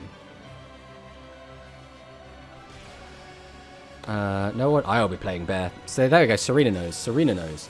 The first effect is the restriction. You can't summon anything except Fluffle. How is that underrated? The first effect is the restriction. You can't summon. Or you can summon. You can special summon from anywhere except the extra deck. You can still summon from. You can summon from the extra deck still, right? So. It just means stuff like Orcus won't work, right? Every time a new skill comes out, everyone says it ducks, but then everyone played it a week later. I think, for me, I think it's a very strong skill in the sense that it does something that no other skill really does, which I think is really, really cool.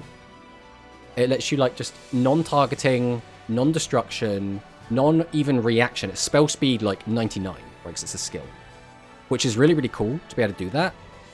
It doesn't, though, deal with the problem of Fluffle's turn 1 sucks. So if you want to play that skill, I think you basically just have to play a bunch of trap cards, which then hurts the consistency of the rest of the deck. So I don't think the skill itself is that much of an issue. It's the restrictions on the skill that kind of weaken it a little bit, as well as us not having access to a lot of the more modern Fluffle cards, right? Like we don't have access to, like, Scythe. We don't have access to Penguin. If we had access to some of those cards, like Cruel Whale, then our turn 1 becomes a lot better. But we need, like, at least more than one interruption. Like, one interruption is just not enough for a good turn 1 these days. True, I'm saying, like, when it leaked up to an event, the only reason why people saying Tachyon skill was bad was because it was mistranslated at the time.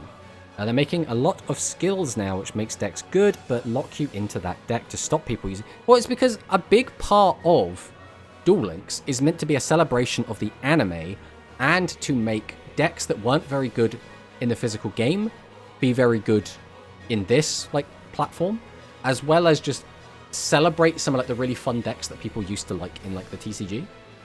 And I think when people do find these really broken interactions, it diminishes that.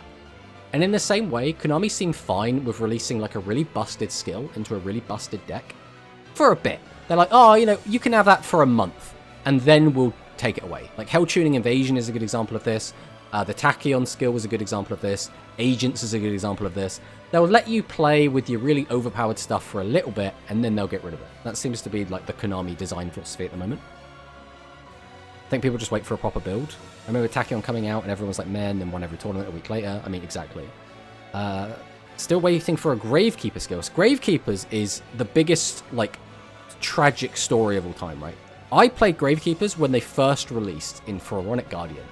And back then, it was just a deck that summoned out a bunch of 2,000 attack guys. It was a deck that you had a 2,500 like defense monster and a 2,400 defense monster, and it was just an all-around good time. The cards it like stopped was like Premature Burial and Call of the Haunted. And like I think one of the iterations stopped the Chaos monsters, but it wasn't like a Floodgate deck. Whereas now it's just a Floodgate deck. And that's so sad for me. The problem with the Fluffle skill is that it doesn't solve the problem in Fluffle, the watered down version of Patchwork, and we're apparently getting that, so what's the point of the skill? So the whole point of the skill is to give you the access to a card that has like non-targeting, non-destruction removal. Basically in a similar way to the fact that this version of the deck plays Dingirsu, right? We have this card, and Dingirsu solves a lot of our issues. It's like, oh, our opponent puts something down that triggers when it's destroyed. Okay, we just won't destroy it. We can't target stuff. Okay, Dingirsu doesn't target, so it doesn't matter. So it gives us another avenue to access something like that.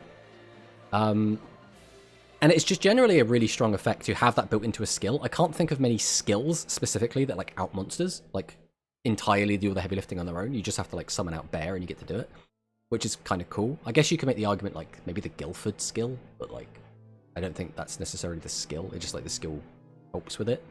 Exactly, Dingirsu exists, so why would I play a skill that locks me out of Dingirsu? I think the logic is that you would be able to play other stuff, right? But like you say, the current issue that Fluffle has is our skill is a bit naff. Like, it's still okay, right? But this skill basically just sends Edge Imp. Assuming you don't brick on both of your Edge Imp monsters, we can send them both to the graveyard. Which is fine, but it's like, it's a little bit underwhelming compared to some of the skills which are like, oh, we'll send 8 cards from our extra deck straight to the graveyard to have access to them so we can use them later. We're going to draw 10 cards. We're going to give you instant access to your Omni Negate, Hand Trap, right? Like, some of the skills that we have are like so busted by comparison that the Edge and Persist skill seems like just kind of weak by comparison. But again, what we really want is just Edge and Persist, but better, right? Can we get Edge and Persist 2? That's what I would like. Edge Imp is unironically better than swapping an Edge Imp. So the only way I could see that being good, the new swapping skill, is if we get Scythe. That is the only time you're ever going to want to have a specific Edge Imp in your hand and not in the graveyard. That is the only way. It sets Sabers in grave instantly so you can activate Sabers. Exactly. Like, Edge and Persist is amazing. Getting those 2 cards in graveyard is so good. Also, getting Chain in graveyard is really good because you can use Fluffle Sheep to bring it back, trigger Chain, and then get easy access to Fight for Fusion. The primary issue with the deck that I have right now is the deck is all Garnets, right? This is a Garnet. This is a Garnet. This is a Garnet. This is a Garnet. This is a Garnet. This is a Garnet. But you only want to see one. If you see both together, that's really bad, right? The deck is just all Garnets, and that makes it feel really weird sometimes. It sets Sabers in grave instantly. Sheep summons from grave. Octopus adds it. Yeah, I mean, what I would like, because the other issue we're going to have is this deck is already quite tight for space. In fact, if we let's bring it up in deck editor because then it's easy to see. I don't have to get rid of the overlay. The problem that this deck is going to have is if we get more Fluffle support, how do we fit it in, right? How the heck do we fit it in? We'd have to literally go up to a 30-card deck to fit in, like Penguin comes out. I want 3 Penguin. If Dolphin comes out, we're going to want at least 1 Dolphin. If Octopus comes out, we're going to want at least 1 Octopus. If Patchwork comes out, we're going to need room for Patchwork and for Polymerization, right? There's so many things that come in. And then when we go up to 30 cards, that now means our ratios are now bad for playing the Orcus stuff, because we're barely going to see any of the Orcus stuff. It's like, it's super awkward. Because like, if we don't see an Orcus card, like specifically a Harp Horror or a Nightmare in like the open, we don't really have an access to any of the Orcus line, and our going first play is Galatea into Decode into Ding. So if we don't have access to any of that, it gets really, really awkward. So you just have to kind of just get lucky, because again, without just having more Orcus cards in the deck to balance out the ratios, it does get a bit funky. Skill card adds Poly outside deck. Oh, you talked about Edge and Persist? Because we can't do both effects with Edge and Persist. Oh no, not this one. We're talking about the new one. Because the new one doesn't add poly, does it? Sure it doesn't. You draw 5 cards each turn? Well, it depends. Sometimes you do, sometimes you don't, right? Maybe Beatrice. Beatrice could be a good shout, to be fair. Beatrice could solve some of the issues. But I mean, Beatrice is Beatrice, right? Alright, let's jump into another game. I just really love the Fluffles, personally. Like, Fluffles, I think, is like, it's the best deck in the game, right? Even though it's like, it's not necessarily particularly powerful, it's not like a tiered deck, it's like it's rogue at best, but like, it's so fun. Like, I love Fluffles. Oh, is this going to be DDD? I do not remember the last time I played against DDD. Go first again. Unfortunately, this is not a particularly good hand. I mean, do we just go for 3 bodies?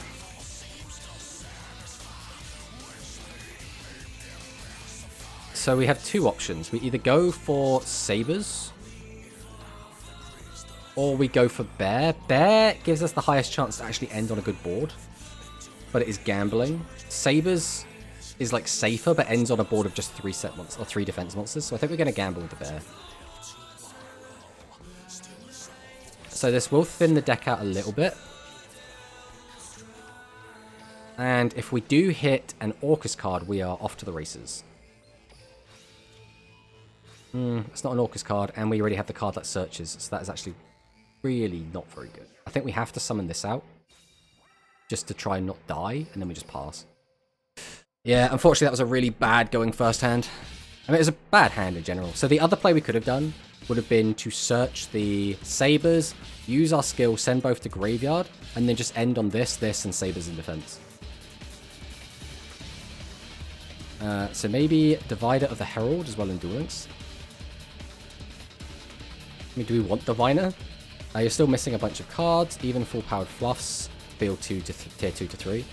I mean, yeah, Fluffles are a very interesting deck, though, where they can find lines to win games that other decks just don't have access to, just because there are so many available in the deck. And I think that's what I really like about the deck.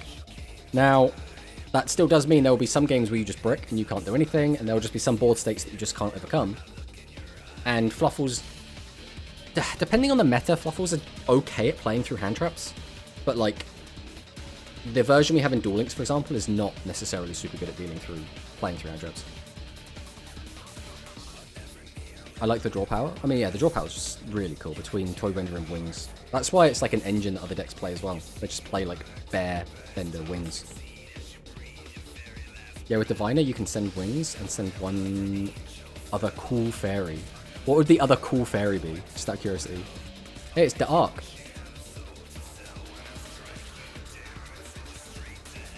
I do really like the Arc.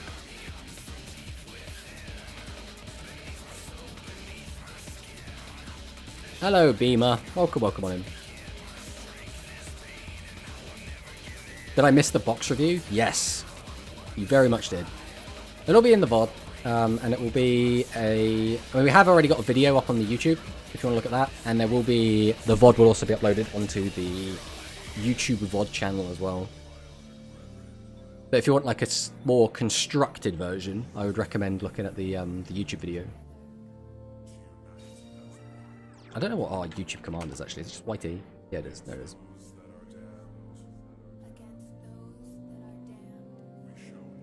Herald the Arclight of the course. No, we don't need Herald of the Arclight. We don't need it. We're not dead yet. The issue is, I'm not really sure what we draw to get us out of this. Oh, what I should have done is used Sheep's Effect. I don't know why I didn't. That was just really stupid. We should have used Sheep, put that back in our hand. We take less damage. Are we on 100 life?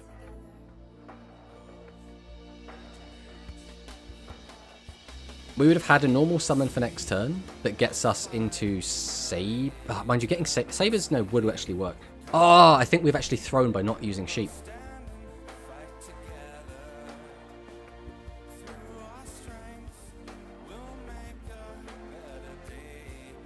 Pop his stuff with Tiger. Yeah, the issue is we need a Sabres, which we don't have access to. Yeah, all we needed to do is use sheep, and I think we win. But we didn't use sheep, so we don't win. Unfortunately, that doesn't do anything on its own.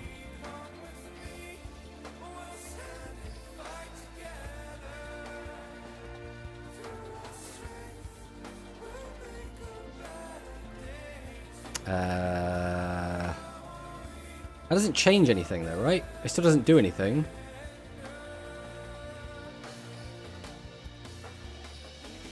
Welcome out, Wings.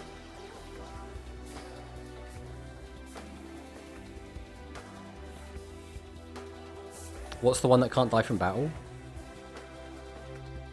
Is there any that can't die from battle? Unfortunately, we have no more bodies, so that's just it. That is the game. What would we have had? We would have been able to... We would have put one back in hand, gotten these Sabres, sent Sabres to grave. We would have had... 1, 2, 3. So we could have popped 3 of his cards. Which would have been 1, 2, 3. Attacked over this. We still wouldn't have had lethal. And if he just had anything, we were probably dead on the crackback. But we could have done a lot better than we did there. That's for sure. We wouldn't necessarily have won, but... 1 of you 3... Oh, you're talking about... What was its name? It's the big purple... Like... cat bear thing. Right for... It's not Patchwork. What is it? What's it called? But, you know, we're not playing that in this version. This one, Sabertooth. That's it. Sabertooth. Who doesn't remember Sabertooth? Now, we can't say Tiger because we have Frightfur Tiger. It's Sabertooth. Otherwise, it gets confusing. But doesn't everyone know everyone's favourite? The Frightfur Chimera. The best Frightfur monster. Take out the pop guy. Last card in the extra deck.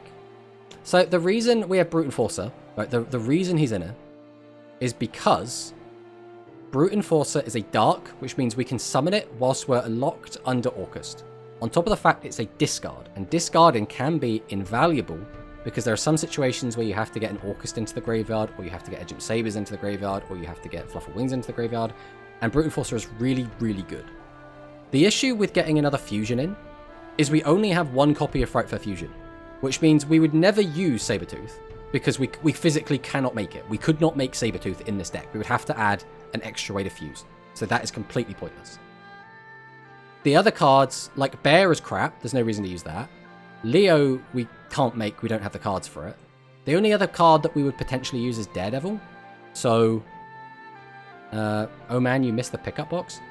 What would I want from the pickup box? Is my question. Like, the ratios are fine. Like, with this deck, there's no reason... Like I said, there's literally no reason to use Sabertooth. Another fusion spell?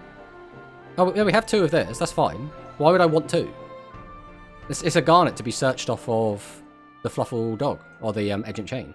The issue is, if we go for Frightfur Fusion, that means that if we use Frightfur Fusion to make Sabertooth, we then can't use Sabertooth's effect to bring back a Frightfur monster, because the monster that we'd summon off of it is banished. So that also doesn't work.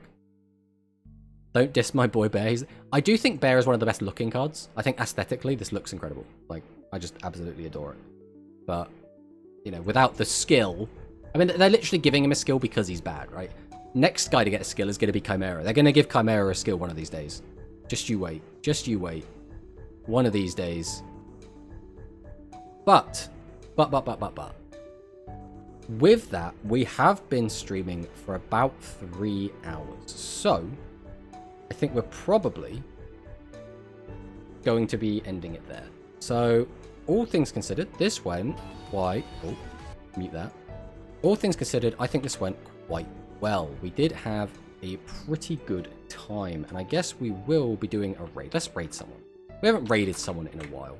We will be back again on Thursday. And on Thursday, we'll be playing with the new Rush stuff, right? No matter what that form takes, we will be having a good time with it. We're going to rush into we're going to raid into someone playing Rush.